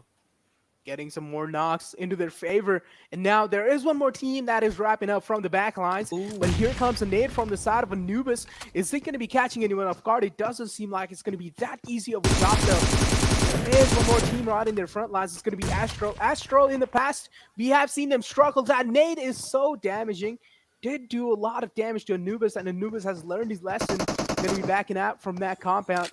There is Fatal right in the nearby vicinities of Futuristic. They need to watch out. Fatal is trying to surround them from all over the angles, all across the angles, but it's not going to be that easy because Futuristic, a team, is not going to let that happen this easily. He has already spotted him out. Energy does hear those footsteps, does hear those sound cues given away from the side of Fatal, and he's looking for that easy kill. Finally an engagement happening. It seems like Energy is almost catching it off guard, but no is going to be the answer as they are going to be coming out on top of Fatal, doing quite a lot of Fatal damage. And yes, that's going to be an early squad wipe coming in from the side of Fatal. Exactly, and 4 kills onto the names of Fatal, Deitie. And talk about this team, they are already on the second half of the chart, not looking good for now, but these 4 kills already just into the 4 minutes of the match. This will help them propel up. But look at this Necro, already 4 teams in the same vicinity, 1 team being eliminated. That means Fatality for now can take that breathing space. And wait, it was 4, it got reduced to 3, and now it is again 4, because from the backhand side of school, 1 team is already looking to join the frame, and that is of the Chosen 4. Chosen 4, they are trying to scout out the area. It's not going to be that easy, though, as King has already spotted out the players from Astro. Astro, a team, as I did mention, quite on those struggling faces, need to find themselves a comfortable spot, at least inside the game, at least inside the leaderboards. FTF, pretty unstoppable. The push is there from their side. Anubis is there in the nearby phrases, and FTF needs to watch out for in their back lines as well. As until now, Astro seems quite uncomfortable in the place they've already gone for themselves. FTF seem pretty unstoppable. They are pushing in. They're aggressing inside the building. They do know they're just pinned down behind inside that little building. One knock has already been found, looking for the second one as well. Not going to be that easy. And this is where the aggression comes in from the side of Astro, and they do get punished by Cherry there. Exactly, Chosen 4 looking strong at the moment. 1 kill already on the name. They already secure. Will the second kill? Yes, it will come, as Harry with that Uzi in his hand takes it down to themselves, and 2 kills already onto the name. The Legend will be given revival, but still we can see 3 teams already in the same vicinity. The best part for Fatality is that they have managed anyhow to keep all the 4 player intact. And this can be a game for themselves. And if they have to progress, if they have to shine, and they have to soar up their number as a total in the total overall ranking, they have to take all these fights seriously, because this is the last opportunity for all these teams, and for Group D as well. I am pretty sure all these teams are being as serious as possible. They're taking each and every single fight as seriously as possible. As Astro again in those nearby vicinities, down to just a 2-man squad, things are going to get tougher and tougher if they want to continue on challenging the fights. And I'm pretty sure at this point in time, they should just play for positioning. Yep, just because of that. Panja and Salman trying to back off and going to the back lines of Rozhok, those warehouse they will be looting. But again and again, I can see the players from Bablu are not stopping, holding the #1 position. And what is that? They are knocking the players off, and then they are just trying to punch them down. And they are making a big statement in this very last match. That's quite a lot of disrespect, especially when you punch out a guy who's knocked out. Does seem like that's gonna be more kind of like a hurt on his heart, and he needs to make sure he is using the right measures to cure it as well. As Fatal, up till now, still alive. They are looking pretty much good. They do have all their 4 players alive, so that's going to be helping them out quite a lot, even in those late games. And they have already secured themselves the 4-kill mark, and that definitely is going to be helping them out a lot. But then he also need to watch out. Demon needs to watch out that there is one more player of R3D right in the front lines. Ooh. And being quite incautious in such kind of territories where you've already fought a lot of squads is quite of a questionable move. But the question is, I can see Anubis in the same proximity, in the same vicinity, but where is Joker? Because 2 players are still surviving from R3D side, so he needs a reinforcement if the team as a whole together needs to take a fight, because 1 player has been eliminated from the sides of Fatality. So it will be a good decision for the sides of R3D, rest of the players that is one player that is still surviving on the backhand side to give the support that Anubis really wants, because 3 players, one by one, they are marching towards where Anubis is still stationed. For sure, he does need any kind of assistance, any kind of help will be appreciated at this point in time. And it seems like his teammate is there now. Joker has finally found himself in a right spot. He has found himself in the right path, and he's going to be backing his teammate up from the back lines, from the hillside. If any of the players from the side of Fatal are going to be overexposing themselves, I'm pretty sure Joker from the back lines is going to be punishing them. But the question still remains, where are the chosen 4? Because a moment back, we saw them capturing and stationing themselves in the Rozhok Hill. But now it seems that they have backed off. So team that is of R3D, they have to be very much cautious. They have to be very much preventive in order to not let them be backstabbed by them. The chosen 4, I'm pretty sure they backed off quite a while ago. If you did saw them, they backed off quite a while ago when the fights were happening, and it did seem like quite a wise decision. You don't really want to join a fray where there's already more than 3 teams engaging inside the fray. So chosen 4 made quite a good decision to back out from those kind of situation, making sure they're being as safe as possible. They want to secure themselves that late game situation, and you do need to be as safe as possible, especially for that. PES up till now, Portal Esports, seems like they have themselves quite a good situation, quite a good positioning inside the circle.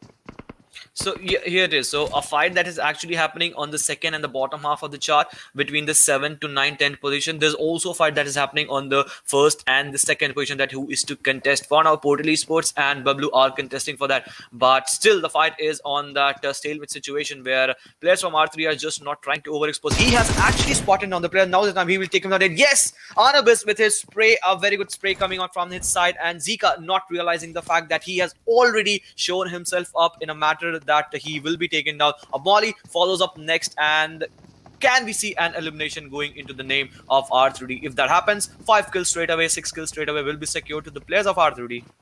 Fatal realizing the fact that Anubis is being as aggressive as possible. Anubis finding the right moment to strike, and yes, peeking out from that wall in the right moment, in the right nick of time. And Anubis is going to be the man. He's going to be the one-man army who is going to be putting a lot of pressure on the players of Fatal and taking the entire squad down single-handedly. And this is what I'm talking about. R3D, a team who does have the PMPL experience, and this is the kind of performance we do expect from a team like R3D. From each and every single player, we do expect such kind of performance. Exactly, and the Fatality and the R3D Esports, both of the teammates were on the second half of the chart from 9th to 10th and 11th position. So with this elimination, R3D, one thing is for sure that they will be trespassing to the players of Fatality, and maybe if they get some more placement points or some more kills, they might contest for the top 8 position, because after the end of the day, only top 8 teams will be aggressing to the latter half of this tournament. Only top 8 teams will be going in the latter half of the tournament, as Bablu again making that desperate rotation inside the circle. Since the past, they have been the zone magnet. Is that going to be repeating again, though?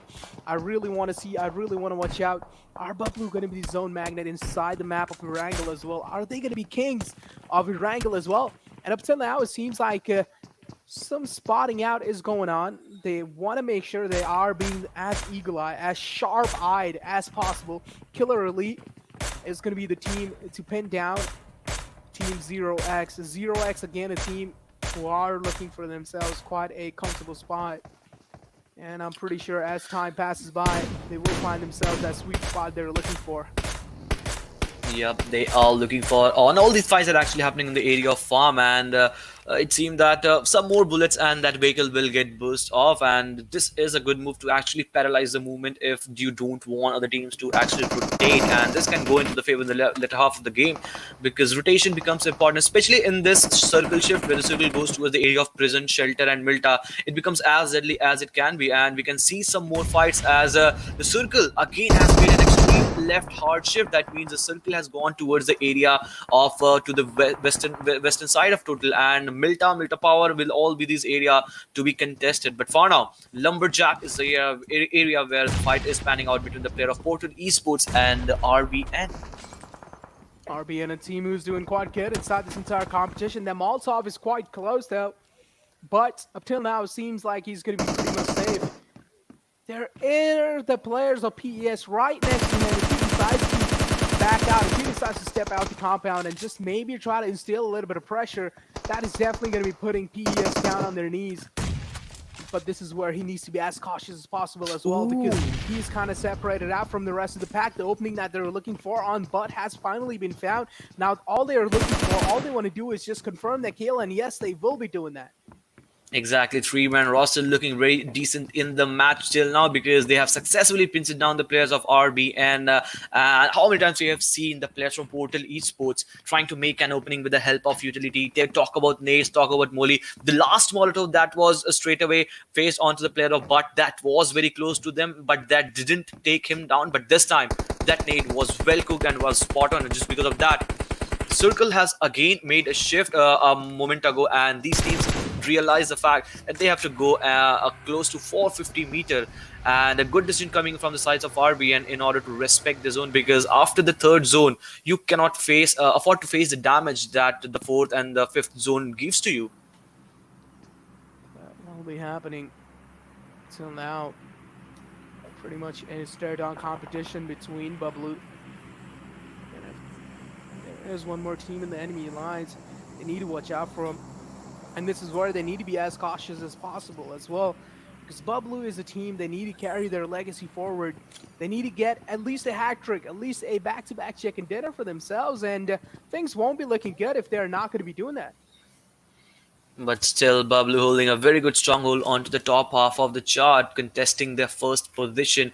But they are now being challenged by the players of 7S2. 7S2 just surviving and crumbling for the space that they are trying to make into the top half of the chart. An arm shot could have been a delight if that would have connected. AWM or any kind of bolt action sniper shots are always a desert to witness. Now again, it seems like FTF are going to be unstoppable inside this entire fight. Pretty aggressive. You know, they do want that front, and they do know this entire fight is in their hands. Zahir seems like he's going to be unstoppable as well. And finally, the entire squad wipe is there from the side of FTF. And it seems like FTF are just dominating the entire competition. And they seem pretty unsettled. They seem pretty unstoppable.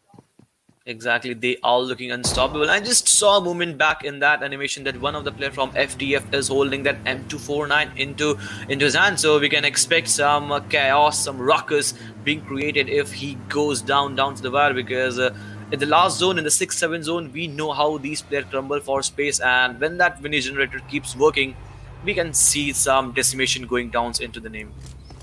For sure, we will see some decimation happening around, as it seems like the Chosen Four has already spotted.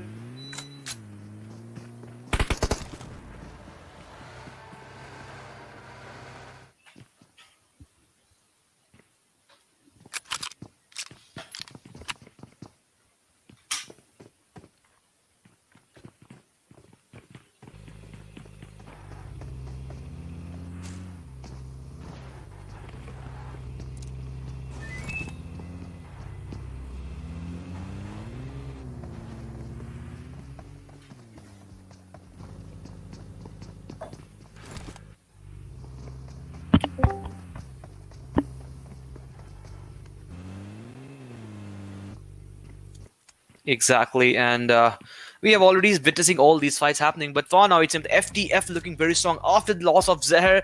They might biting themselves and banging themselves the head onto the wall, but still they are looking pretty damn strong because 4 kills already onto the name. But talk about this team, KillerElite. They are in the top 5 position, still contesting for the top 3. Can they make it, or can they? No, we have to still wait for that.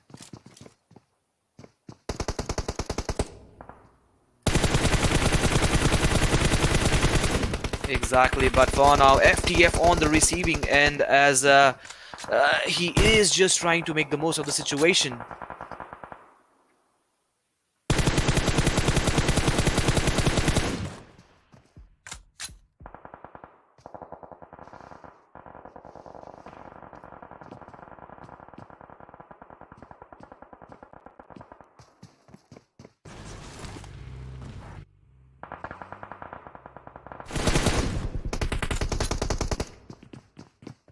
Yep, and fights are actually panning out in this area of farm where some of the teams are actually looking very good. Talk about this team of KillerElite, 4 men strong. They can make a massive damage.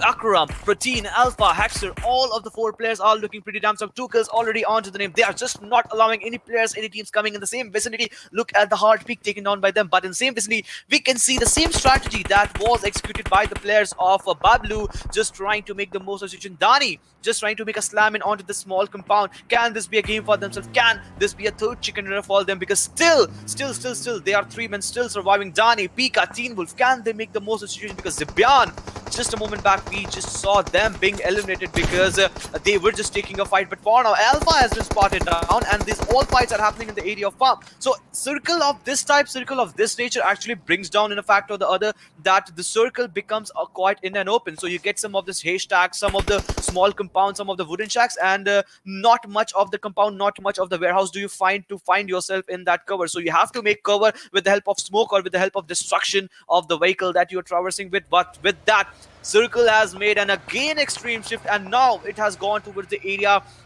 of eastern side where teams like Bablu can gatekeep for many teams. Like talk about the team for Team C, for the Chosen 4, the Virus, and that Portal Esports. 4 or 5 teams can be gatekeeped, but from the northwestern side, one team is just trying to win, and that is of KillerElite. But for now, team that is not allowing any team to flourish in that area, and that is of Team Bablu out in the open. They are just not allowing rotation of FTF to go anyhow for now, because a nade, follow-up nade, can help them do, because he is just looking very strong at this moment. Dani, just with the help of Beryl, trying to make the most of the situation. Spicy holding the front angle. Can this make a break situation? This is still to be waited, but for now it seems that FTF will take things off in their hand, and they are looking very strong. Lala is still bleeding, and this is now also onto the shoulders of Spicy, because he's soulman surviving. But look at that flank angle that Bablu Teen Wolf has created for now, because Pika is also holding that back angle. And one thing that he has done pretty well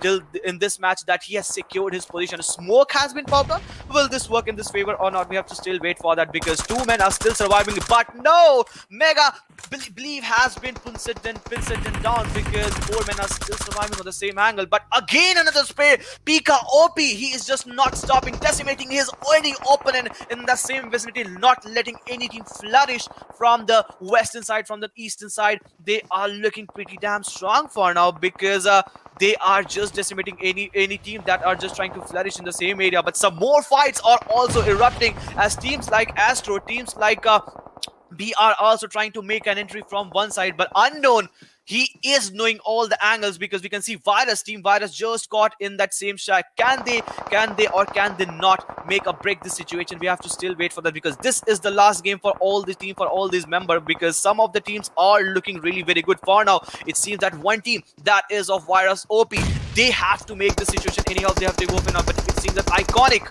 at any moment will bleed off because revival is the key here, but it seems impossible because with the help of that much of smoke, he can make a revival possible. We have to still wait for that. But one thing that Unknown has done pretty well in his side, that he has made all his teammates stand again on his foot. And yes, with that, it seems that some of the teammates are also looking very good for now, but Virus, they are just not allowing the players from Lost Esports to flourish. But with this circle shift, the circle has gone away from them. Look at that. Constant use of Molotovs and nades are being used in order to flush down the players. And just because of that, Lost Esports are lost in the smoke. It seems that look at the number of smokes that they have already flourished in front of them, and Uzair, Believe, Unknown just trying to make a march onto the players of VIRUSop, and soon we can see it is obvious that this fight will break off in a moment or two. We are just waiting.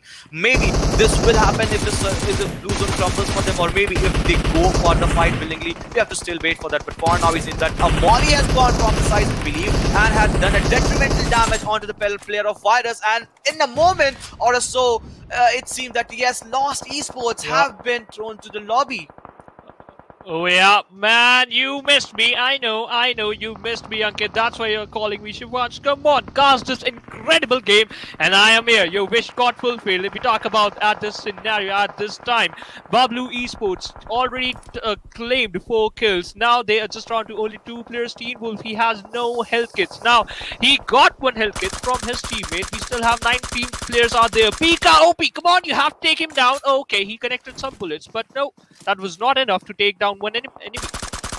Exactly, that was not enough. You just need to bring something more out of it. But no, for how long will you stop? 5 kills already onto the names, onto the players of Bablu. They are looking strong, but look at that. Holding onto the edge, onto the eastern side, Portal Esports have done pretty well in order to secure some good placement points.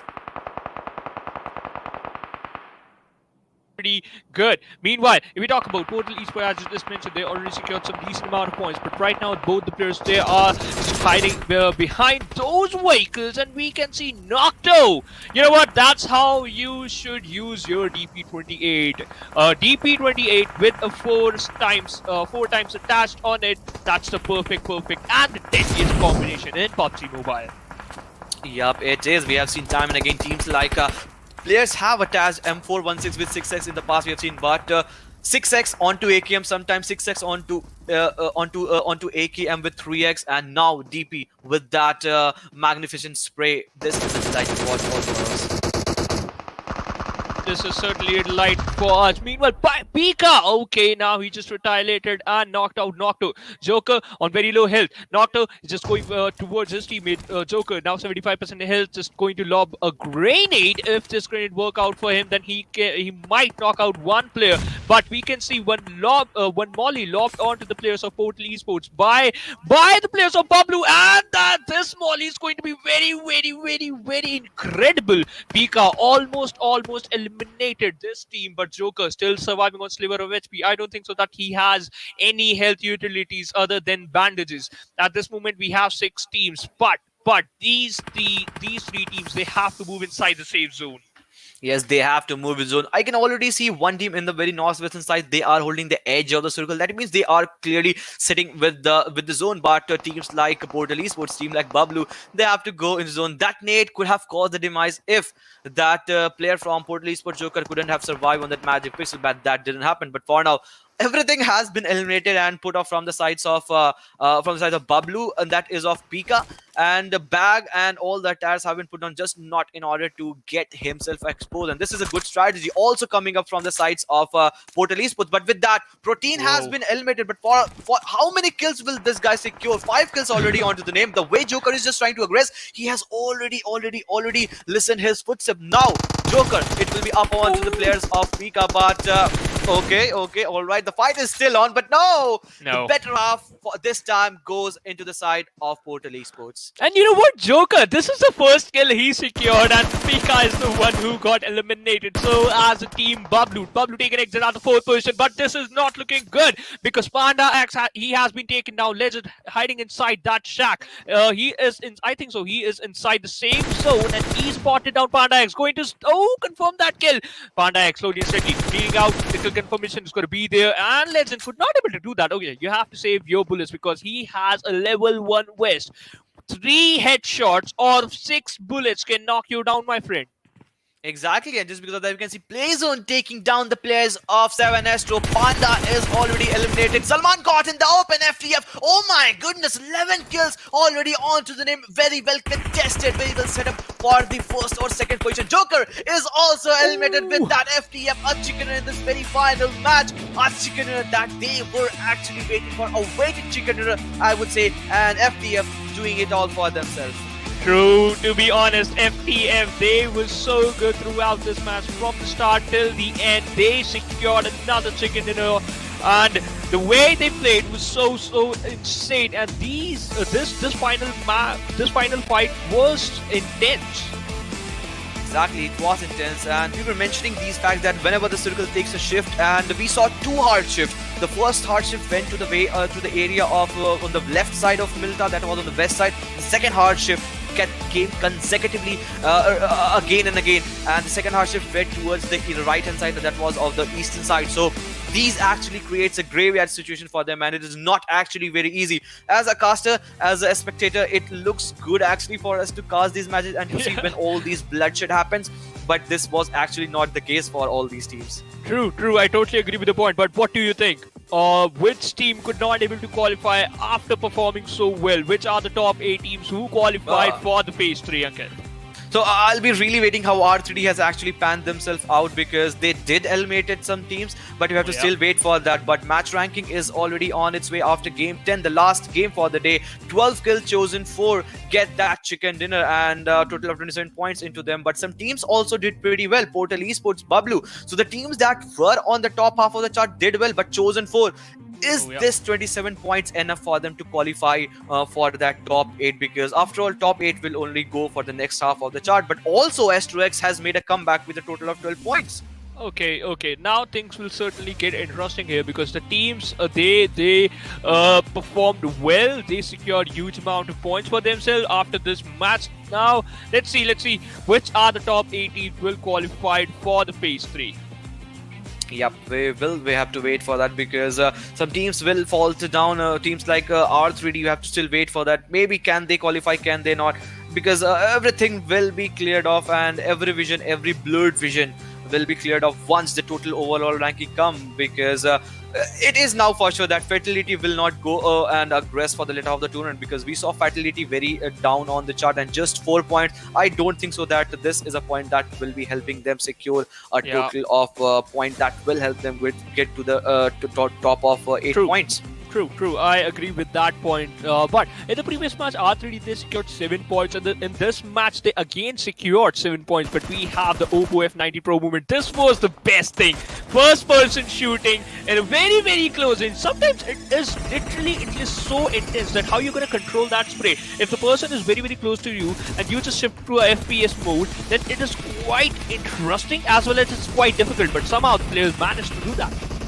Exactly, and just because of that, they were managing to take the fights and everything into the number, and increasing kill tally before you get a total of placement points is important, and that happened for some of the teams. But for some of the teams that did falter down into the course of making a narrative and building a narrative and going to zone, and that was of Lost Esports, they were pinned down by the players.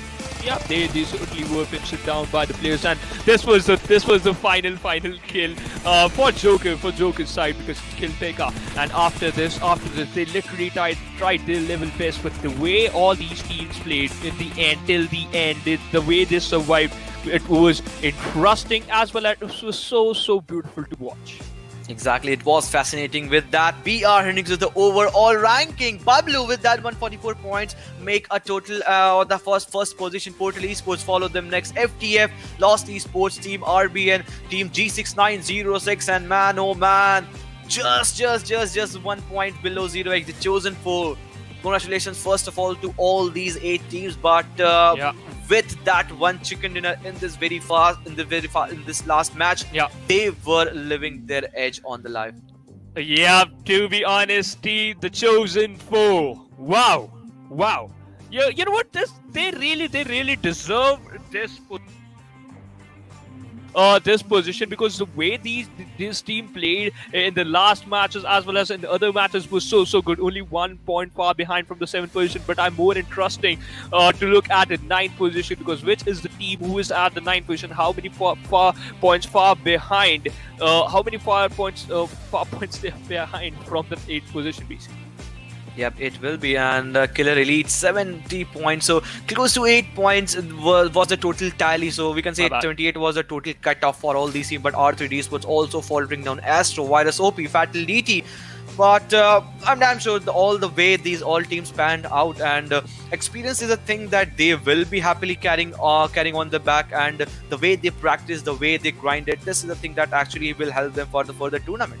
Oh yeah, this certainly we're going to help them for the tournaments. But you know what? One more thing, Ankit, and that is you still have the season 2. You still have the season 2 left for yourself. This is the season 1. It doesn't matter. You're not able to do that, but you're still in the quarterfinals. You still qualify the phase 2. You still participated the games. We loved to cast your games. The way these teams played was so good. And you know what? Some of the underdogs literally deserve this top 8 position. Exactly, call them underdogs. I would like to say the emerging talents, because in the last day we saw Renegades making the most of the situation with that kill points. We have seen Wonders being struck down by them. In this match, we saw the chosen 4, the team with the 11 slot number, made it to the top 8 just because of that chicken dinner approach. So time and again, we have seen all these players, all these teams making the most of the situation, and what better to finish things off in style. And today it was the chosen 4 doing things in a style. Yeah, and you know what? Now we have all the teams. Now we have all the teams ready for the semi-finals. Now we have every single. Now we have the top 8 teams from every single group. I'm really excited for the semi-finals. What about you? And yes, I'm pretty damn excited, because with this, we are done with all the 5 matches, not just only for Group D, but all the Group A, B, C, and D, because in the course of time, in the past time, we have seen all the groups competing against each other. So we have got all the 8 teams topping in the A, B, C, D group. So all the 32 teams that from all 4 groups will be going for the next half of the chart. So with this, we have seen today how all these teams make their most of the situation. Some teams actually faltering down, some teams gaining experience, some teams making the most of situation in this very last match, especially talk about the chosen 4. But with this, an exciting match, an exciting day actually comes to an end, and it will be a wrap from our side. So stay tuned, stay blessed, and stay indoors till we come back, obviously, because the next half of this tournament will be for the top 32. True.